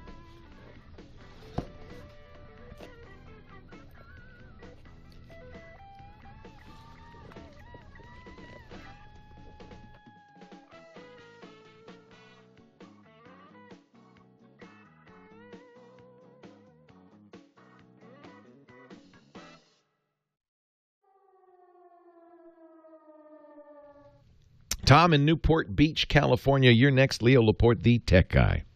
Hi, good afternoon. Quick question for you. I have a HP EliteBook 6930 that I still kind of use once in a while at a second home rather than an iPad. I had to replace the battery about a year ago. Got a, quote, non-HP battery. Put it in, worked fine. After a little bit, if computer would be off sitting there, you would get that little light flashing down on the lower left-hand corner of the laptop. Yeah. The battery, or the laptop then would not start off the battery. All right. Sent it into HP under warranty, said, what's the problem? And they said, quote, it's because you used a non-OEM Of course battery. they said that. They said, what is this in here? Right. So my question is, two, number one, is that correct? Are they just washing their hands of it? Is it a laptop problem? Well, I don't think the battery could damage the laptop. It could. I do not think it could. I mean, I guess it could, but I don't. Unless it's some really cheesy battery, it seems unlikely that it could damage the laptop. We've talked before about you do have to be a little bit careful about buying third-party lithium-ion batteries, but only for, in my opinion, for one reason. A couple. One is they could be junk, but the other is because the overcharging circuitry that's in good quality batteries might be missing or misapplied, in which case the battery could burst into flame. But I don't think it could damage the laptop. You're saying that even if you put a regular battery in, an HP battery in, it still has that problem? I don't know, because the first battery, when it started doing this, the battery was about 2.5 years old. It would not hold a charge, so it needed to be replaced. Right. So is your I mean, HP is probably, I bet you, if you look at the warranty, well, you're not looking for warranty repairs, though, right? Well, no, it's still under warranty. And so my question is should I just buy an HP battery, put it in there? Send it back. Yeah. Okay. I would think so. Yeah, you can, third party. The problem is, I understand why. These HP batteries are much more expensive. The branded batteries are and for all manufacturers, tend to be, 90, 100, 120 bucks. And, of course, you want to get the cheaper battery. I think if you send a laptop back to HP with a third-party battery in there, they're going to do exactly what they did, which is, hey, sorry, dude. This isn't our battery. We can't be held responsible. If you decide to use a non-HP part in here, all bets are off. And I bet you it says that in the warranty somewhere. I would guess that the battery did not damage the laptop. There is a logic. I don't know but I think there's probably a logic board in the computer that interfaces with that battery. Next time, you don't need to buy a new battery. When you ship it to HP, put the old battery back in. They'll probably replace the battery as well. In general, I do not recommend putting cheapo third-party batteries and stuff. And it's possible that you did somehow damage it. I'm not an expert on that. And, of course, they've got you on record now. You're one of them guys who uses fake batteries, or you're in trouble now. Carlos, New York, Leo Laporte, the tech guy. Hi, Carlos. How you doing? I'm good. Okay, first of all this patent, all these court cases, all this bullpoopy drives me insane. You're talking about Apple, Samsung. Huh? You're talking about Apple versus Samsung. I'm talking about Apple versus everybody. Well, now let's okay, good. I'd love to hear your point of view. Let me just set it up though. Apple is a publicly held company. They invest a lot of money in research and development. They spent a lot of money to develop the iPhone as an innovative product. And you would agree, I'm sure, that when it came out in 2007, it was head and shoulders above the next best product out there, including every single product from Samsung. Samsung, and this was entered into the evidence at the trial, Samsung executives, on seeing the Apple iPhone, said, we have a crisis of design. That was the terms they used. We are in trouble. This phone is really good. Back to the drawing board. And then, oddly enough, shortly afterwards, came out with a phone, the Samsung S, that looked just like an iPhone. So Apple, now, I agree with you, by the way, in some respects, that we'd like to see companies innovate, not litigate. But Apple has the right, according to patent law, to protect themselves, to go to court and say, look, they copied. And the jury agreed and awarded them $1 billion in damages. The judge could triple that. I agree. I would prefer, it would be a great world where companies really innovated and tried to do the best and tried to beat each other in the marketplace. But don't you think that sometimes companies deserve to protect their inventions? Carlos, are you there? Oh, I think. There he is. There. Hold on a second. I pushed the button. Go ahead, Carlos. Why they don't punch him in the mouth? Punch him in the mouth. Well, I don't think that's going to happen. I'm sure that there are people who would like to do that. I've seen a lot of people write, "I am never going to buy another product from Apple." But really, let's be fair to Apple. And I don't represent, and I don't care to represent either Apple or Samsung in this matter. I don't think, I represent the consumer. We're users. So what's best for users? What's best for users is that companies compete with each other in the marketplace to make the best products, and the best products win. But we also have to recognize that if a company can't protect its inventions, at least for a little while, they may be less likely to invent. And this did happen, but if there were wholesale copying of the iPhone the minute it came out, Apple would never be able to recoup its investment in the iPhone, right? What if every company came out and just said, "Oh, let's this happens sometimes in other areas. Let's just take this apart, this iPhone thing apart, and make an exact copy, part for part, exact copy." Would you agree that was wrong? It might be better for consumers in that we'd have lower prices because those copies would be cheaper. But Apple wouldn't have done the invention in the first place, would they? You have to protect a company so that they can recoup their investment in innovation too.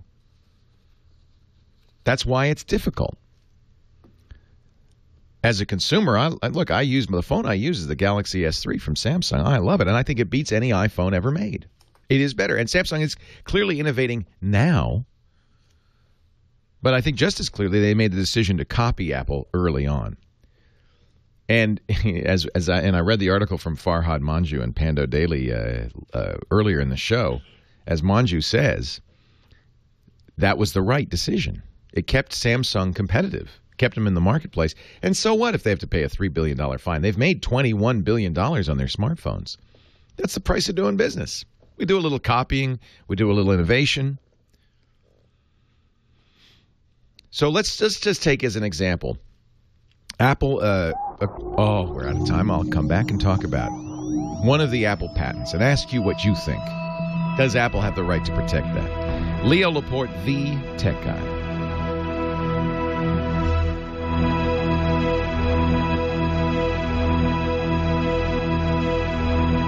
I love the battle going on in here. Yeah, this ball is smaller. Is it not a 65 centimeter? They're all just different. Yeah. Here's a science fiction scenario. What if you could take I agree there is prior art. And by the way, the big one that was rejected by the judge was that still from 2001 A Space Odyssey where Keir Dullea is eating his breakfast and looking at a tablet. Looks just like an iPad, and this is 1968. And the judge rejected that, said you can't show the jury that. Interestingly, the jury did not rule that the tablets infringed. They only ruled that the early phones infringed. So even though the jury didn't see that picture, they did not rule against Samsung for the tablets. They only ruled against Samsung in phones.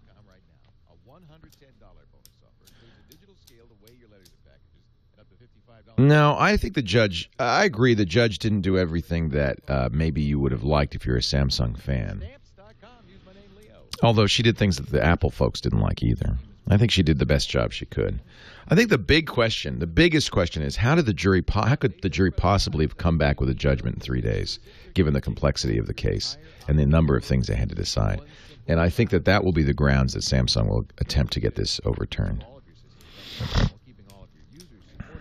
Right, and that's one of the big ones, Dr. Mom, is that the jury awarded $2 million in damages for the Galaxy Tab 10, even though they had also determined there was no infringement. So that was obviously an error. And I think that it's pretty clear the jury, and one of the jurors said this, made up their mind the first day of the trial. And it was after, and the jury had decided, basically. And so they just said, let's get the hell out of here. And I know this is what a jury wants to. Let's get the hell out of here. Look, it's obvious they copied, right? Right. All right. And then they literally went through this checklist. How much money? $2 million. Okay. Did they infringe? Yeah. Did they copy? Yeah. Was it willful? Yeah. Okay. Next question. How much money? I mean, it was really like that. They wanted to get home for the weekend.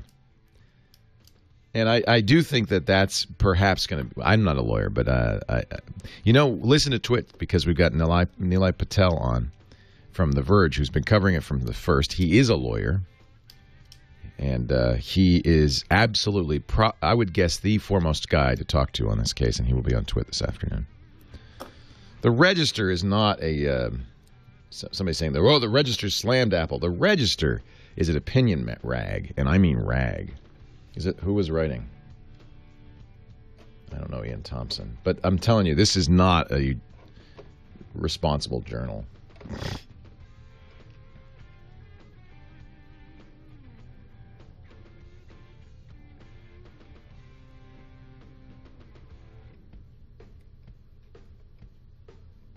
Yeah, this is just an opinion piece. This is not meaningful. Yeah, and then Adam Curry will add comedic value. And Padre S.J. will be our referee.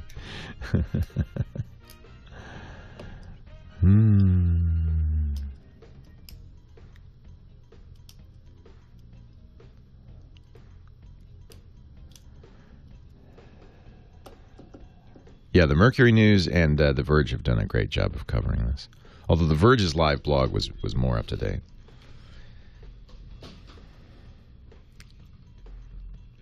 I want to get Padre, instead of wearing his collar, I'm going to get him to wear a black and white striped referee's shirt.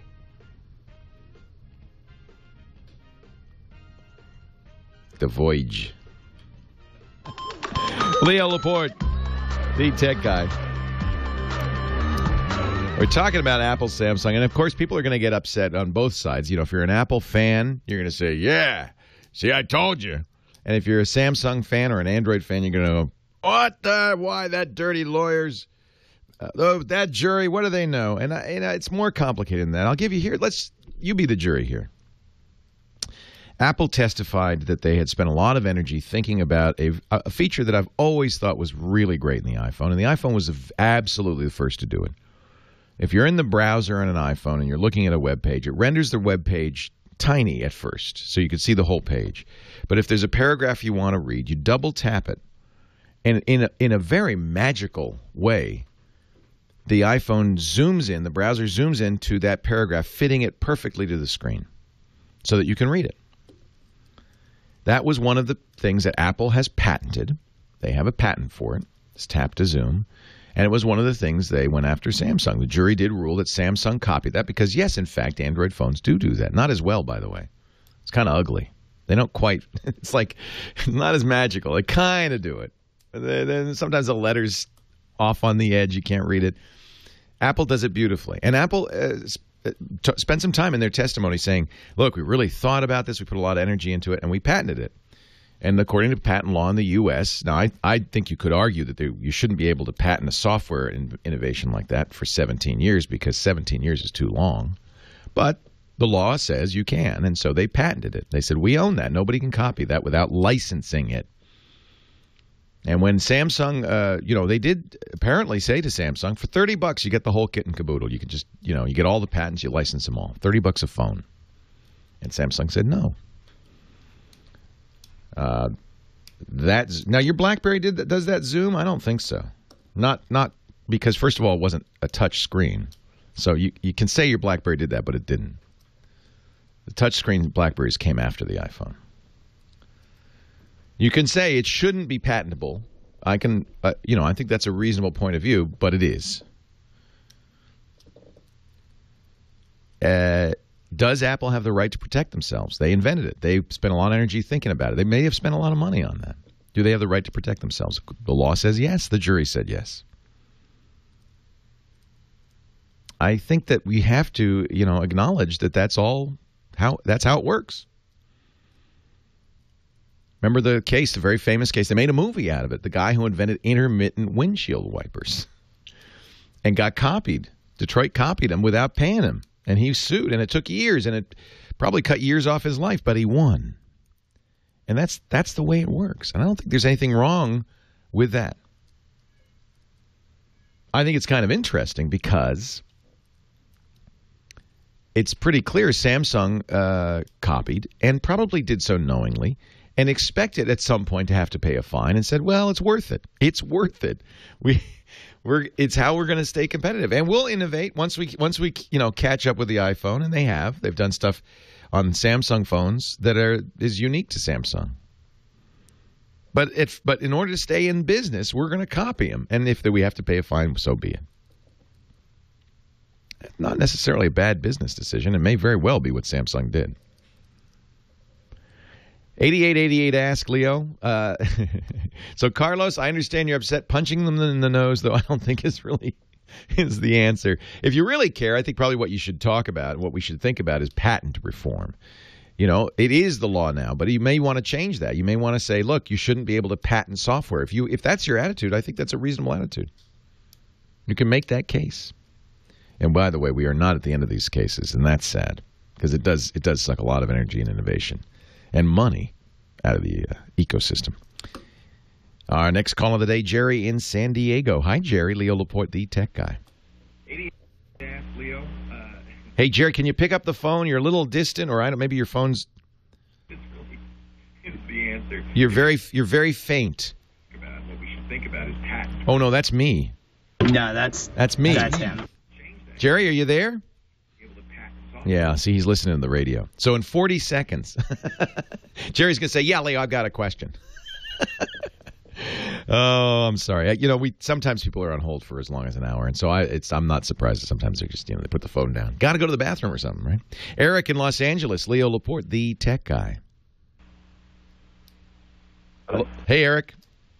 Hey, I had a question for you. I'm trying to create jobs and hire people in other states. I actually called you on New Year's Day. I created an Android app that helps people diagnose treadmills and sold one copy since New Year's. One copy? Oh, I'm sorry. What's the name of it? Well, the one that people can still find on the market is Treadmill Tricorder. It helps people diagnose treadmills and fix them. And so instead, I'm going to use that now to train technicians in other states and be treadmill repairmen. Ah, good idea. And the problem that I'm having is trying to advertise on Craigslist.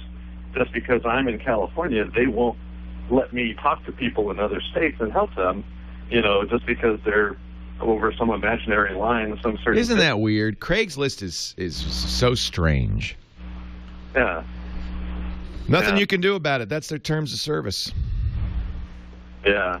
Craigslist, I tell you, there was a good article by Nick Bilton in the New York Times a couple of weeks ago about Craigslist, and just wondering when is somebody just going to knock these guys off their perch, because they do all sorts of weird things like that. They've now shut down. There was a really cool app called Pad Mapper that would take Craigslist rental listings and put the listings on a map so that if you wanted to, you're in San Francisco, let's say, and you're looking for an apartment, you'd run Pad Mapper, and it would show you the neighborhoods that there were these listings in.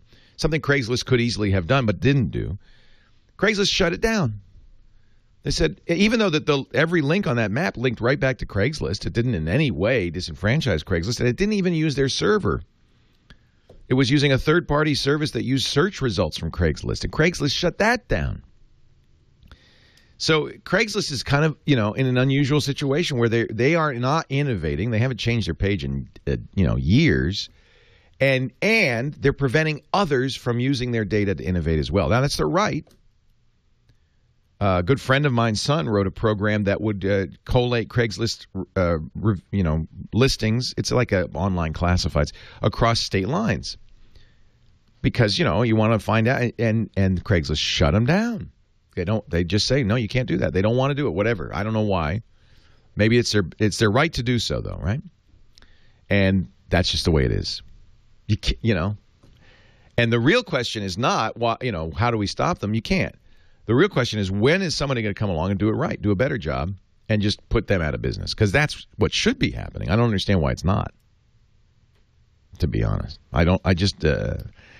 One of the things Nick Bilton said in his New York Times article is Craigslist, by, the peace sign icon and everything, has made everybody think, oh, these guys are the good guys. And, they're nice. Craig's such a sweetie. Craig Newmark, he's a sweetie. And so everybody else likes them, just likes them. They've been around a long time. They just like them. So nobody's put them out of business. But you know what? It is possible to do a better job. And I look forward to somebody doing it, Eric. Until then, if Craigslist won't let you do it, you can't do it. It's their data. I have a feeling we'll see some competition very soon. Bill in Toronto, Leo Laporte, the tech guy. Hi, Bill. Hey, Leo. How you doing? I'm a big fan, buddy. Thank you. Appreciate your listening all the way up in Canada. Pardon? Thanks for listening. Oh, no problem. Okay, my problem is I just recently downloaded Mountain Lion, and now I can't find AirPlay anywhere on the... All right, hang on. I'll help you when we come back. Leo Laporte, the Tech Guy. Website, techguylabs.com.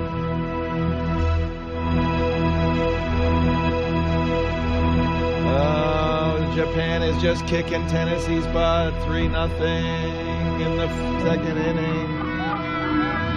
Because, of course, Tennessee has no pitchers because they used them all up.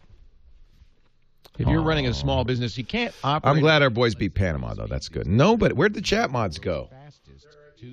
They're eating.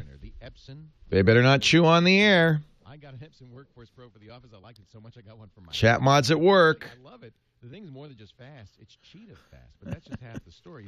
All right, I'm going to get up here and walk around. Yeah, the chat mods come visit us once in a while. Start with the ink is an incredible. They might have gotten it. I took my big salami home. Thank you, Dr. Mama. It was delicious. Since the Workforce Pro zips. Well, a good day to you, Leo Laporte here, the tech guy. Time to talk about computers, the internet, cell phones, Samsung versus Apple, digital photography, anything on your mind. 8888 Ask Leo. That's the number. 888-827-5536. Before the break, we picked up the line with Bill in Toronto, Canada. Now we've kept him on hold through the break. Bill, you say you just installed Mountain Lion on your Macintosh, the new operating system, and you say you can't access AirPlay. Yes.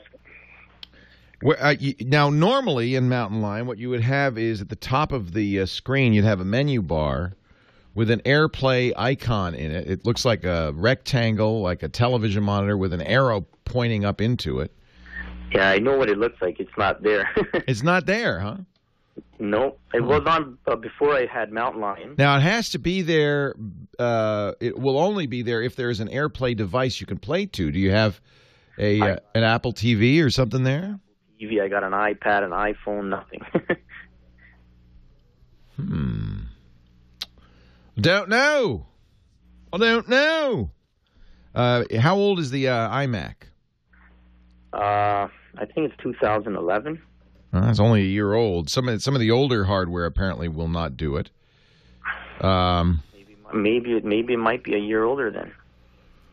Maybe it's a little bit older. You have to have an i5 or an i7 for it to work. Do you have an i5 or an i7 in there? It's an i5. It is an i5. That's the Intel processor inside. Requirements for AirPlay mirroring and OS X Mountain Lion. You need an Apple TV, second or third generation, with software update 5.0 or later. You need an iMac mid-2011 or later.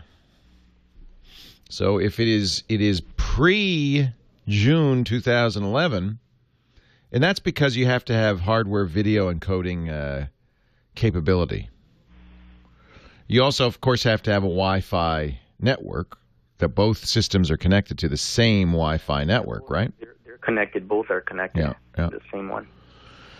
I would say that, who knows? I mean, did you do, one thing you might try is booting to the... I'm going to try reinstall it all over. Yeah. Yeah. Did you install as an upgrade, or did you do a clean install? No, just an upgrade. Yeah. This is one of the things, and you do have an Apple TV, right? Yeah. Yeah. And a recent Apple TV. And the Apple TV's plugged in and all that. Okay. Everything's plugged in. I can't find it. Maybe take a look at the Apple TV. Make sure AirPlay's enabled there. Stream YouTube directly to AirPlay, right? Say and again? It would work before I had Mountain Line. You work from an iPad. No, it was working from my iMac, too. You had AirPlay before Mountain Line? Yep. Well, when I would watch it, only sound would come out, no picture. Well, I've read you the what Apple says you have to have. If you have all of that and it doesn't work, I don't know what to say. You got to play with it some more. Make sure you've got this updated software on your Apple TV, I would say. I don't know how it worked before because the AirPlay is new with Mountain Lion, so that's a little odd. Let's see. Now, we had Jerry in San Diego, and I'll try again, see if he's there now. Hi, Jerry. Hi. Ah, good. Gotcha. Sorry, I missed my cue. No, that's okay. I know we keep you on hold a long time. That's all right. I'm hoping that you can help me. Sure. I have I want to get another external drive. Currently I have a 2 terabyte Western Digital drive. And the next step up would be to get a 4 terabyte drive so that I could double what I have. In the past, what I've done is always double and drag and drop everything over from one mounted drive onto the new one, and then I just disconnect the old drive. The new Western Digitals are 2 drives in one box, 2 drives in one enclosure, and I don't know how to access how will I access everything that's on my computer if I drag everything over into one drive? No. It's not showing up as 2 drives, is it?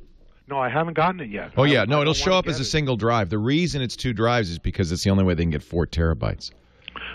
So it will show up as one drive. Yeah, it's using RAID. It's using RAID to look like a single drive. So I'm still confused about how I can... It'll just look like one big drive. Okay, so I could still drag and drop everything? Absolutely. It'll be just exactly the same as before. Pay no attention to the fact that enclosure has 2 drives in it. Awesome. Yeah. So I can rest assured then, because Apple was absolutely no help to me at all. Well, it's my understanding the way they're doing these dual drive Western Digitals, that's how they get 4. There's no single drive that's 4 terabytes. Seagate has one. Well, I think they're also doing a RAID. So what they do is they put 2 drives together using RAID 0 to make it look like a single drive. And so from the point of view of the operating system, whatever's connected on that USB port will be a single drive. But it isn't. You don't need to know that, though. It's from your point of view, it shouldn't make any difference. It should appear as a single drive. So I guess there are 4 terabyte drives. Wow. I'm not sure I'd recommend a single 4 terabyte drive, to be honest. That seems like an awful lot of data on those platters. That makes me very, very nervous. In fact, I, in general, prefer not to go with the super large drives, but in fact, a good way to go would be 2 smaller drives. But in this case, it should just appear as a single drive. It won't make any difference. Won't be a big deal. Yeah, I guess Hitachi has shipped 4 terabyte drives. Wow. That is a lot of drive. No, they did that last year. Well, there you go. Gosh, that's a lot. The density that they'd have to put of data on these platters is just mind-boggling. 6 terabytes a platter. They're going to be able to go up to 6 terabytes a platter. And since you can get 5 platters into a 3.5-inch drive, we're headed towards 30 terabyte drives. Yow. It's really interesting what's happened in the hard drives, because nobody expected that we'd still be using spinning hard drives in 2012. I remember, a decade ago saying, hard drives are going to top out at some point, and we'll go to some other form of storage to get this high data. But these scientists are amazing what they've been able to do. Incredible. From Gilbert in our chat room, an article about mountain lion AirPlay problems. Error 200-403. An error occurred while connecting to the AirPlay device. I don't think that's this guy's problem because he wasn't getting an error message. Before you, well, I'll tell you what. I'll put this in the show notes. I don't think this is related. You know, this is one of the things we want to encourage you all to do. Is if you hear something on the air and you say, I know that, or there's a better way, or what about this? You can go to the website now, techguylabs.com. We've got commenting on every question. So after the video comes out, which is usually within a day of the show, we'll post the video, we'll post the question. You'll be able to watch the video, you watch my answer, watch the question, and then if you'd like, you can comment and add your thoughts, which I think is a great idea. Each question and answer pair has its own commenting section. So that way it's easy to find an answer to a particular question. It's techguylabs.com, techguylabs.com. Dwayne in Half Moon Base coming up. He wants to make a video call to TMZ using Skype. That's more up to TMZ than others. Derek in Oxnard, Carbonite is freezing on his Mac. I'll help you with that, I hope. 8888 Ask Leo is the number, 888-827-5536. If you've got a question, a comment, or suggestion, I'd love to hear from you, especially your opinion on Samsung versus Apple. And as I mentioned, we've got a bunch of big announcements coming up next week and the week after. New Kindles from Amazon, perhaps. A new iPhone from Apple, perhaps. Maybe new iPads, too. Leo Laporte, the Tech Guy. More calls coming up.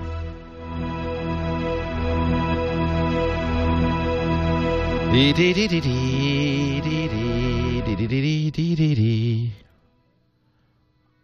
don't know what TMZ and Skype. What did you? I don't understand that, but we'll talk to them and find out.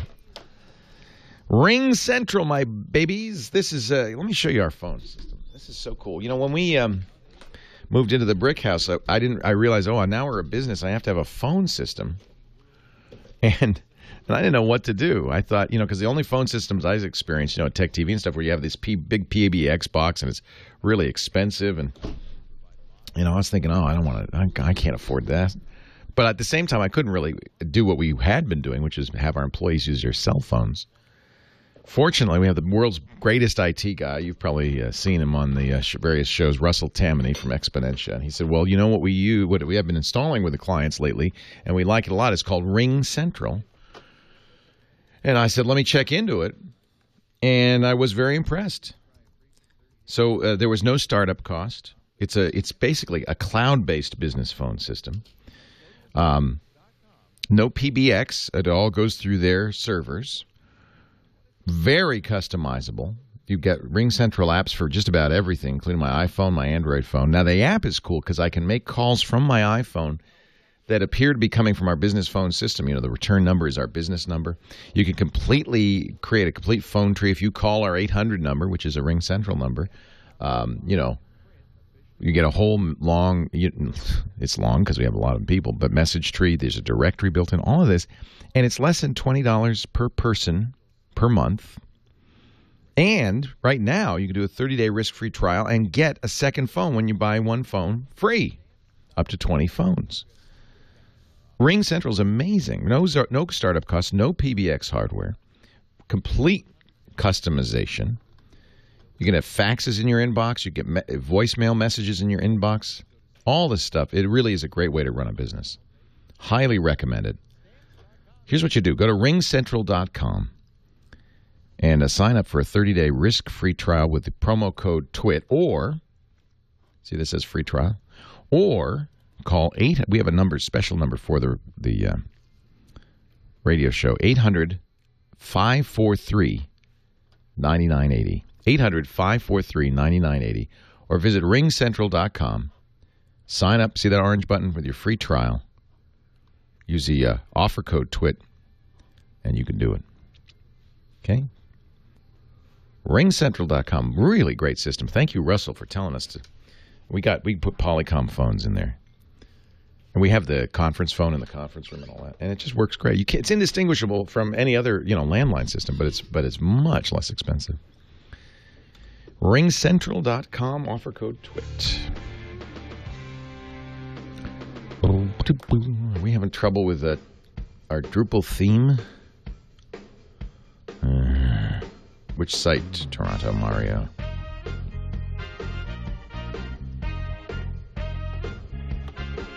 We were having trouble yesterday with twit.tv.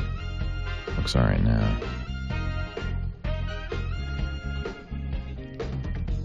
No, Chad had an interesting dream, Pippi Den. I'll have to ask him about it. Is it a nightmare? Leo Laporte, the tech guy. 8888 Ask Leo is the number. The website, techguylabs.com, our brand new site. You can go there and comment, read everything we've been talking about. This is episode 904. Make it easy for you to go there quickly. 904. Dwayne is in Half Moon Bay. You're calling TMZ, huh, Dwayne? Yeah. Wait, is it like a show? Is it like a call-in show? Is it a radio show? What they've started, TMZ has started a thing which I think is kind of cool. On the internet, you can go in and ask questions. It's like a talk show, where they show everything that's going to show on their television show later in the day. I've seen the show, right? This is the one where the guy they're in cubicles and he kind of has a cup of coffee, stands in the cubicle, and they say, "Hey, what's the latest with Brad Pitt?" That kind of thing. Yeah, right. I'm addicted to the program. I have to admit, I haven't seen it very often, but every time I see it, it's strangely compelling. And I'm not into celebrity gossip, but I just love the way it's done. So you can call in the show. You can call in the show, but now they started doing, you can call in the show not only by phone, but by video on Skype. Uh-huh. So I have a little program that I wanted to demonstrate to them called CamTwist. Oh, I love CamTwist, yeah. I love CamTwist, and it works with Skype, and I think it's kind of cool, and I think it would be kind of something they'd be interested in. But when I call to make a video call there using Skype, they don't see me. They for some reason, and I can't talk to their tech guys. Yeah, I doubt there are really any tech guys in there. So when you call other people, can they see you? Yes. Yeah. So it's them. It's them, yeah, some way. And I don't know if it has anything to do with CamTwist. Well, either people can see you or they can't. It's not. Sounds like there's something wrong on their end. Yeah, and I'm using a Mac. Most of the people that called in are PC people.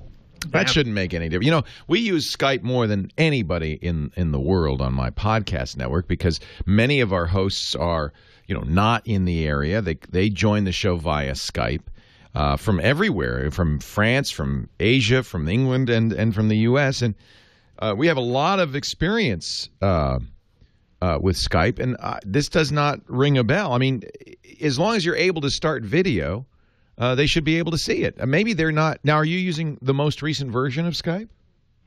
Yes, the most recent version that'll work on my Mac Mini. And maybe they're not. That could be one problem. I mean, you need their tech guys, not me, because I don't know why they wouldn't be able to see you. Yeah. Yeah. If you can call other people, if you could call me, Dwayne, and I see you and you see me, and you're able to start video and so forth, then it should work with TMZ. Unless, and here's what could go wrong. There's lots that can go wrong. They could have the older version of Skype that's incompatible. That does sometimes happen. Skype's updating all the time. They could be doing something wrong. Maybe they don't have any tech guys. Sometimes, I admit that sometimes, you can have trouble sending video. We have that happen all the time. But assuming that your video, you're not when you call other people and you're using CamTwist and doing all the same stuff, it's got to be them. CamTwist is cool. It's a Mac app. There are apps like this on the PC too that intercept the video. You might try calling them without CamTwist just to see. But it intercepts the video that's coming from the camera and modifies it. So you can do all sorts of special effects. And CamTwist uses the Quartz presentation layer that's part of OS 10 to really give you some cool effects, kind of like photo booth-like effects. In fact, they actually are the same effects. 8888 Ask Leo. That's the best I can do, Dwayne. Sorry. Derek, Oxnard, California. Leo Laporte, the tech guy. Hello, sir. Big fan. Thank you. You. Thanks. So I was on hold. I was trying to recreate the problem, and I'm not having such luck at the moment. But I have Carbonite for Mac, and what I've been experiencing is every time I bring back the Mac from a sleep mode, or I believe even sometimes when I restart it, the Carbonite daemon or the Carbonite status in the menu bar, when I hover the mouse over it, it gives me the little beach ball, and it, I open up the activity monitor and shows a high CPU usage in the Carbonite status or the daemon, and so I'm trying to figure out. It's like freezing, and then so I have to use the activity monitor to force quit, and then it kind of restarts itself. One thing you definitely want to do, and maybe this is it, is make sure that you're not sleeping the hard drive when you're sleeping the computer.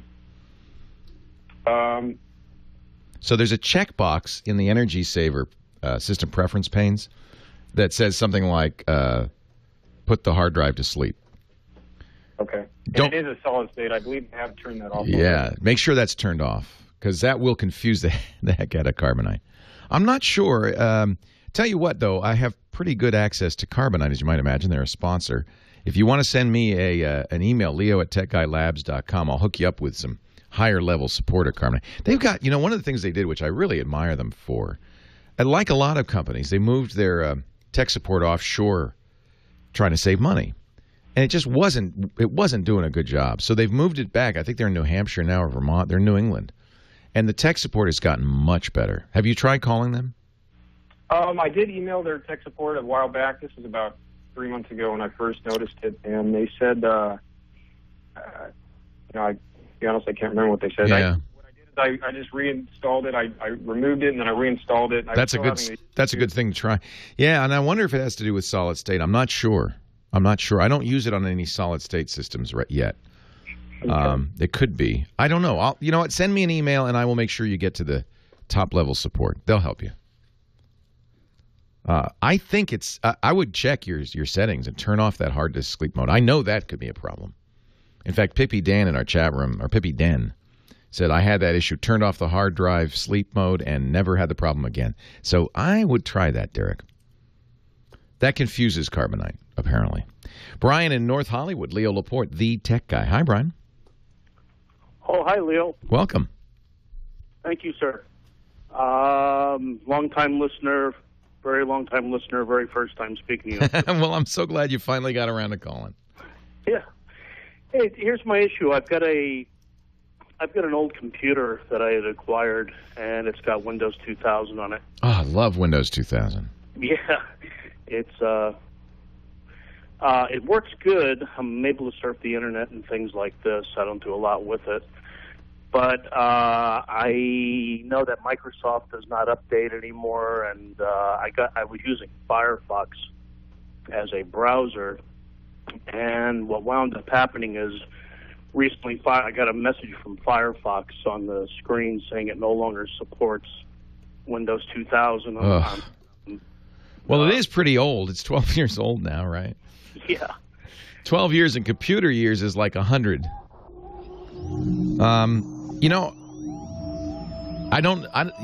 Microsoft has end of life to that product, so you're not going to get any more updates. Sorry to say. Leo Laporte, the tech guy.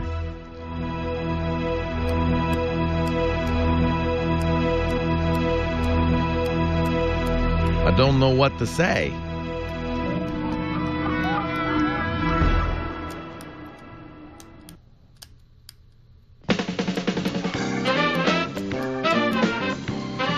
Oh, I'm tired. I'm flagging. I've got to get my energy back up here. End of life means out of luck. I thought Windows 2000 really was a good version of Windows, but I think Windows 7 is the best version yet. So, get a new computer. I recently had a customer that had a Windows 2000, and you couldn't update the store, couldn't update it. No. And I told him you just got to get a new computer. I mean, there's no answer to that question. It's like, I told him use the Firefox. Not anymore, though, because they don't update Firefox. I guess what you could do is put Puppy Linux or some old, Linux designed for older hardware on there. That would be great. And they're keeping that up to date. Firefox will work on that. Or just keep using Firefox 3. The truth is, once something gets that old, nobody's attacking it either because there's just nobody's using it, so it's not worth. Yeah, there's old bugs still around, but you're probably all right for those. I don't think I doubt anybody's writing new viruses for Windows 2000. So, it kind of goes both ways. Yeah, Microsoft's not supporting it, but neither are the bad guys. So you're probably all right.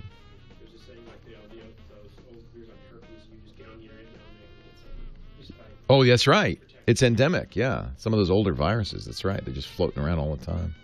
Because there's some Windows 95 machine in a corner, in a closet, gathering dust that's been running since 1998 and hasn't been updated. And it's just kind of saying, anybody out there want to get infected? Huh? Anybody out there?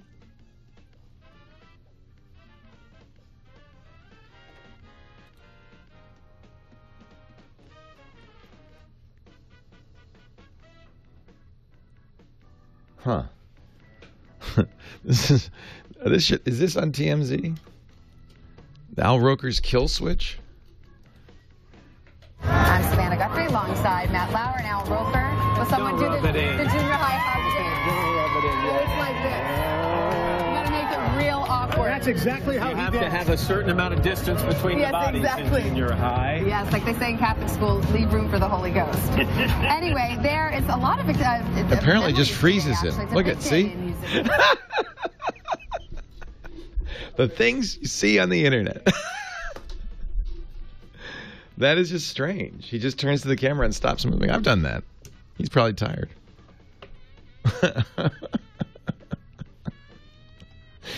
Clayton Morris posted that on his Google Plus.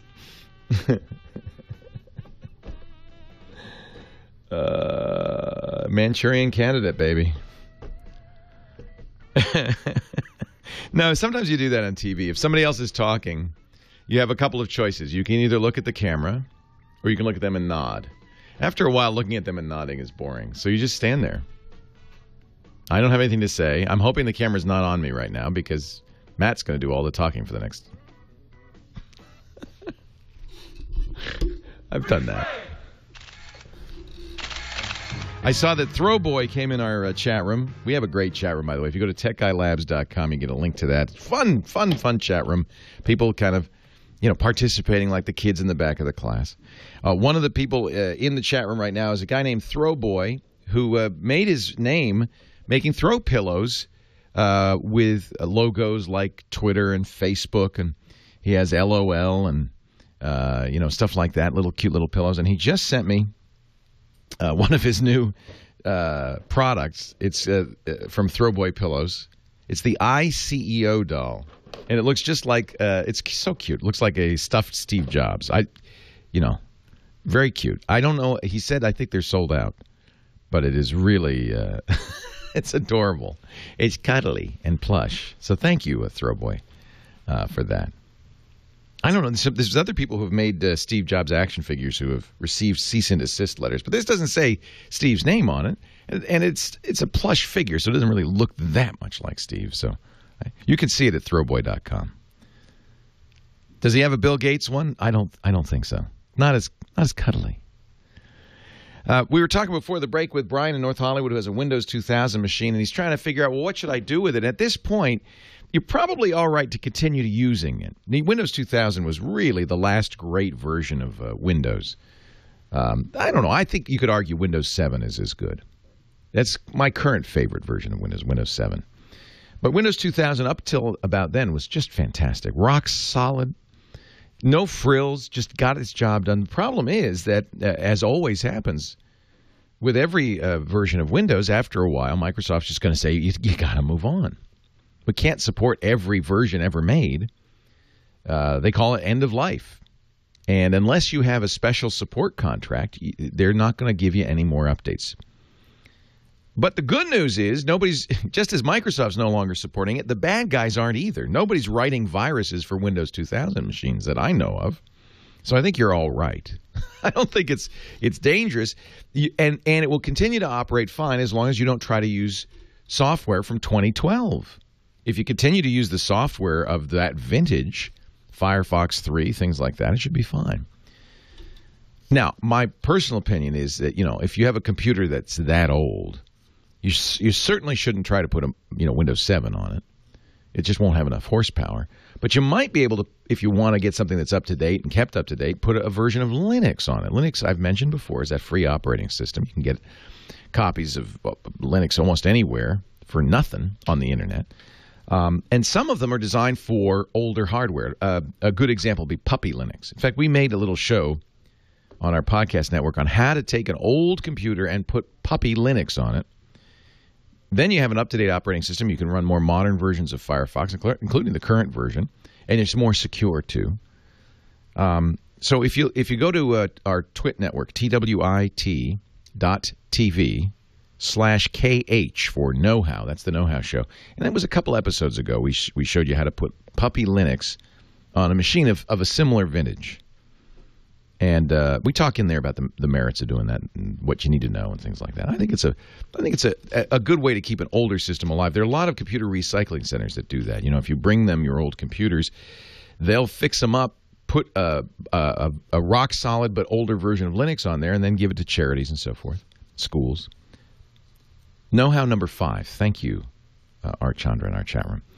TWiT.tv/KH. For Know-How. Little plug for that show. So that's what I would do, Brian. If you're not comfortable, continue to run Windows 2000. Just you keep that machine running with an old version of Linux on it. Randy's in Los Angeles. He's our next caller. Hi, Randy. Leo Laporte, the tech guy. Hi, Leo. Thank you for taking my call. Thanks for calling. What can I do for you? I have a problem with a Windows 7 machine belongs to a friend of mine. She's trying to install a printer. And no matter what I've tried, I get a message, a dialog box comes up that says, Windows is unable to install a printer, access denied. Running as an administrator, I've checked all the permissions. I created a new administrator account to see if that would help. Tried running the printer install wizard from the command line, and I still get the message. And I've searched online, and apparently there's a lot of people have this problem, and Windows support just keeps saying run it as an administrator. And I don't want to go into the registry to edit the keys that it says and change the permissions. No, don't do that. That's a bad idea.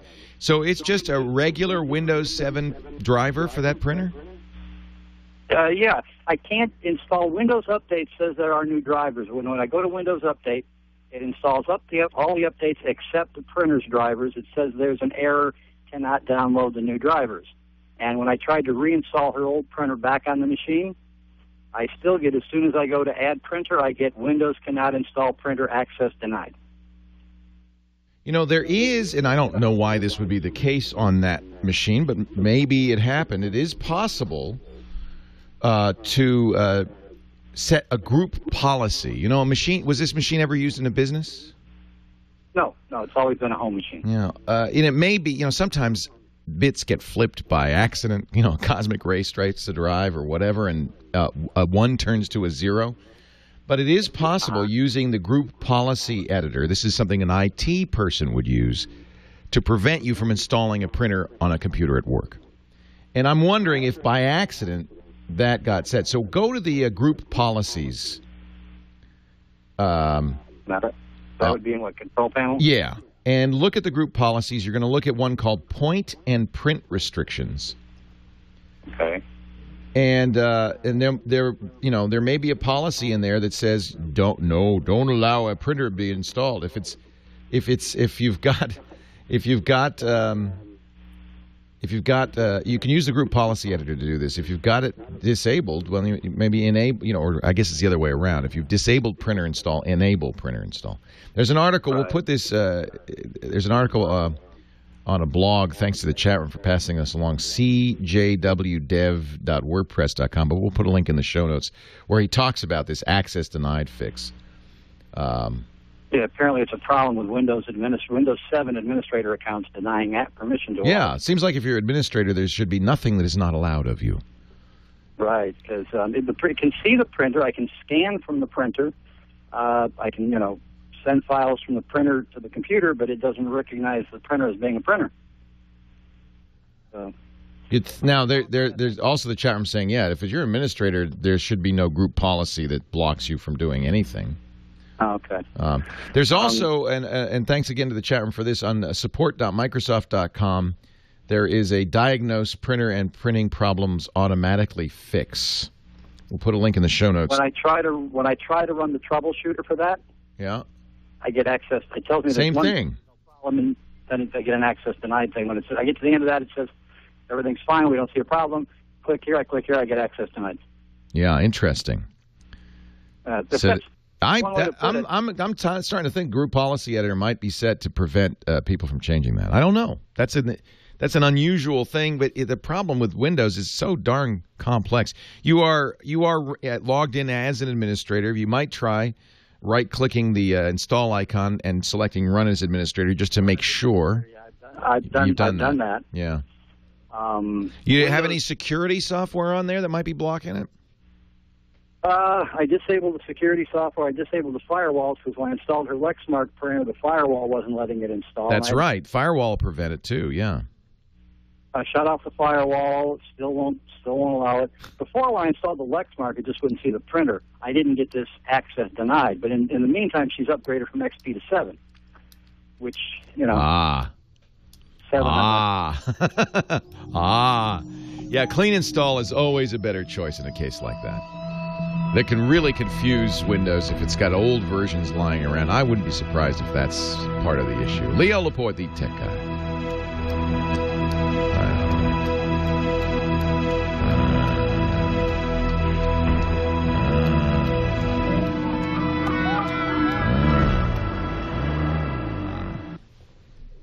What we do in Tech Guy Labs, we wanted to do as much as we can. We store documents there, we hold meetings there, but I didn't want to figure out... Padre SJ, Nilay Patel, and Adam Curry on TWiT today. Here we are a year later, and I still love Ring Central. Zero startup costs, no PBX. That should be very, very fun. We'll be, obviously, we got Nilay on to talk about the Samsung Apple. Ichu. 7-1. Doesn't look like Tennessee's got a chance. They got no pitching. They threw them all at the Petaluma team. One desk phone, you get a second phone free up to 20 phones. Make the robot do it. Just for you, my listeners, 800-540-P. Why are people making such a big deal over a 2.8 magnitude earthquake? That's nothing. Teensy weensy. $7.99 MSRP. 3 LCD technology, you get great color. The Epson Megaplex. Find out more at Epson.com. Epson, built to perform.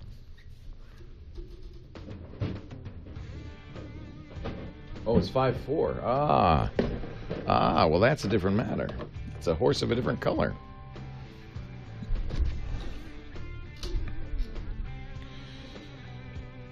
Yeah, 2.8 you probably couldn't feel it. 5.4 you could feel, but it's not horrible. Oh, it's a cluster, huh?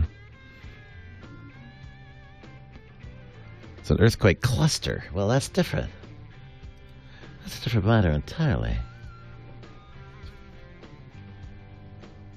Yeah, it must have been an earthquake because you can't get to the earthquake site of the U.S. Geological Survey.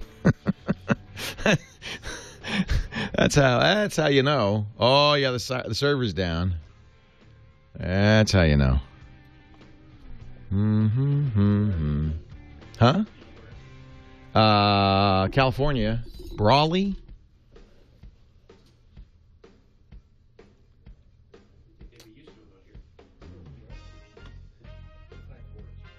Five 4 is a little more significant. It's not. Did they? Oh, really? Yeah. The one we had in last big one here was, I think, a 6.5.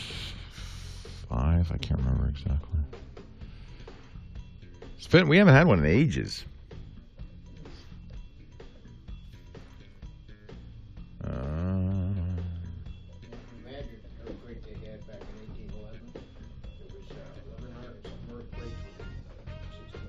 Wow. Oh, man. Wow. Of course, good news is there were no big cities. Yeah. Wow. Wow. Dedicate that to our friends in Brawley. 5.3 earthquake there earlier. They're all shook up.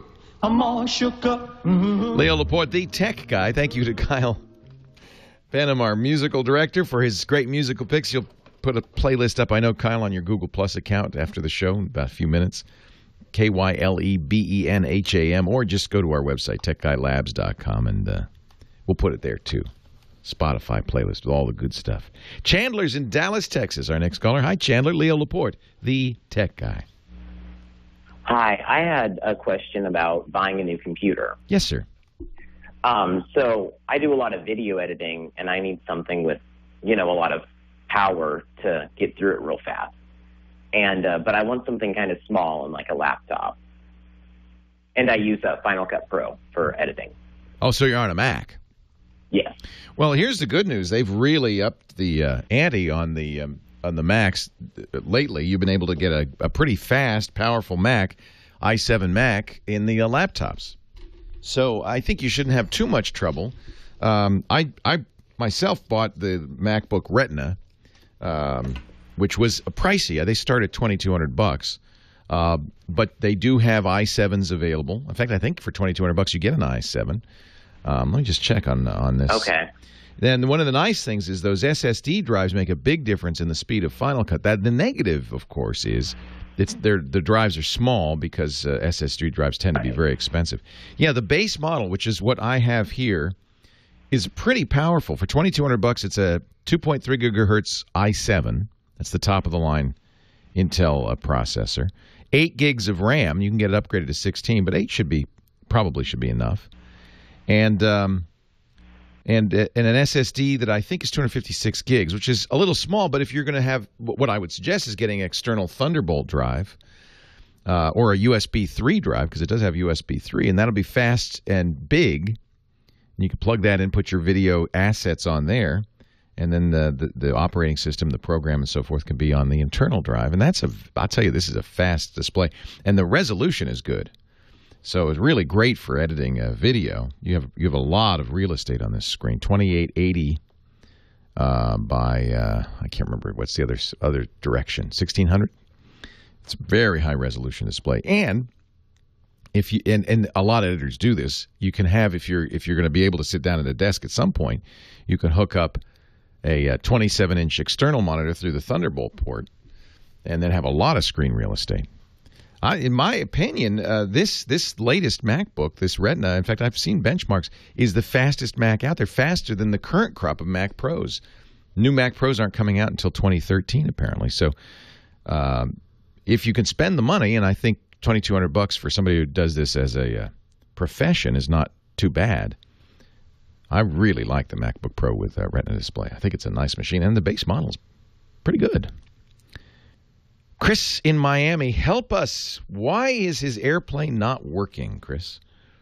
Leo, well, I mean, I've been working on this since line. A lot of people are asking this question. Really?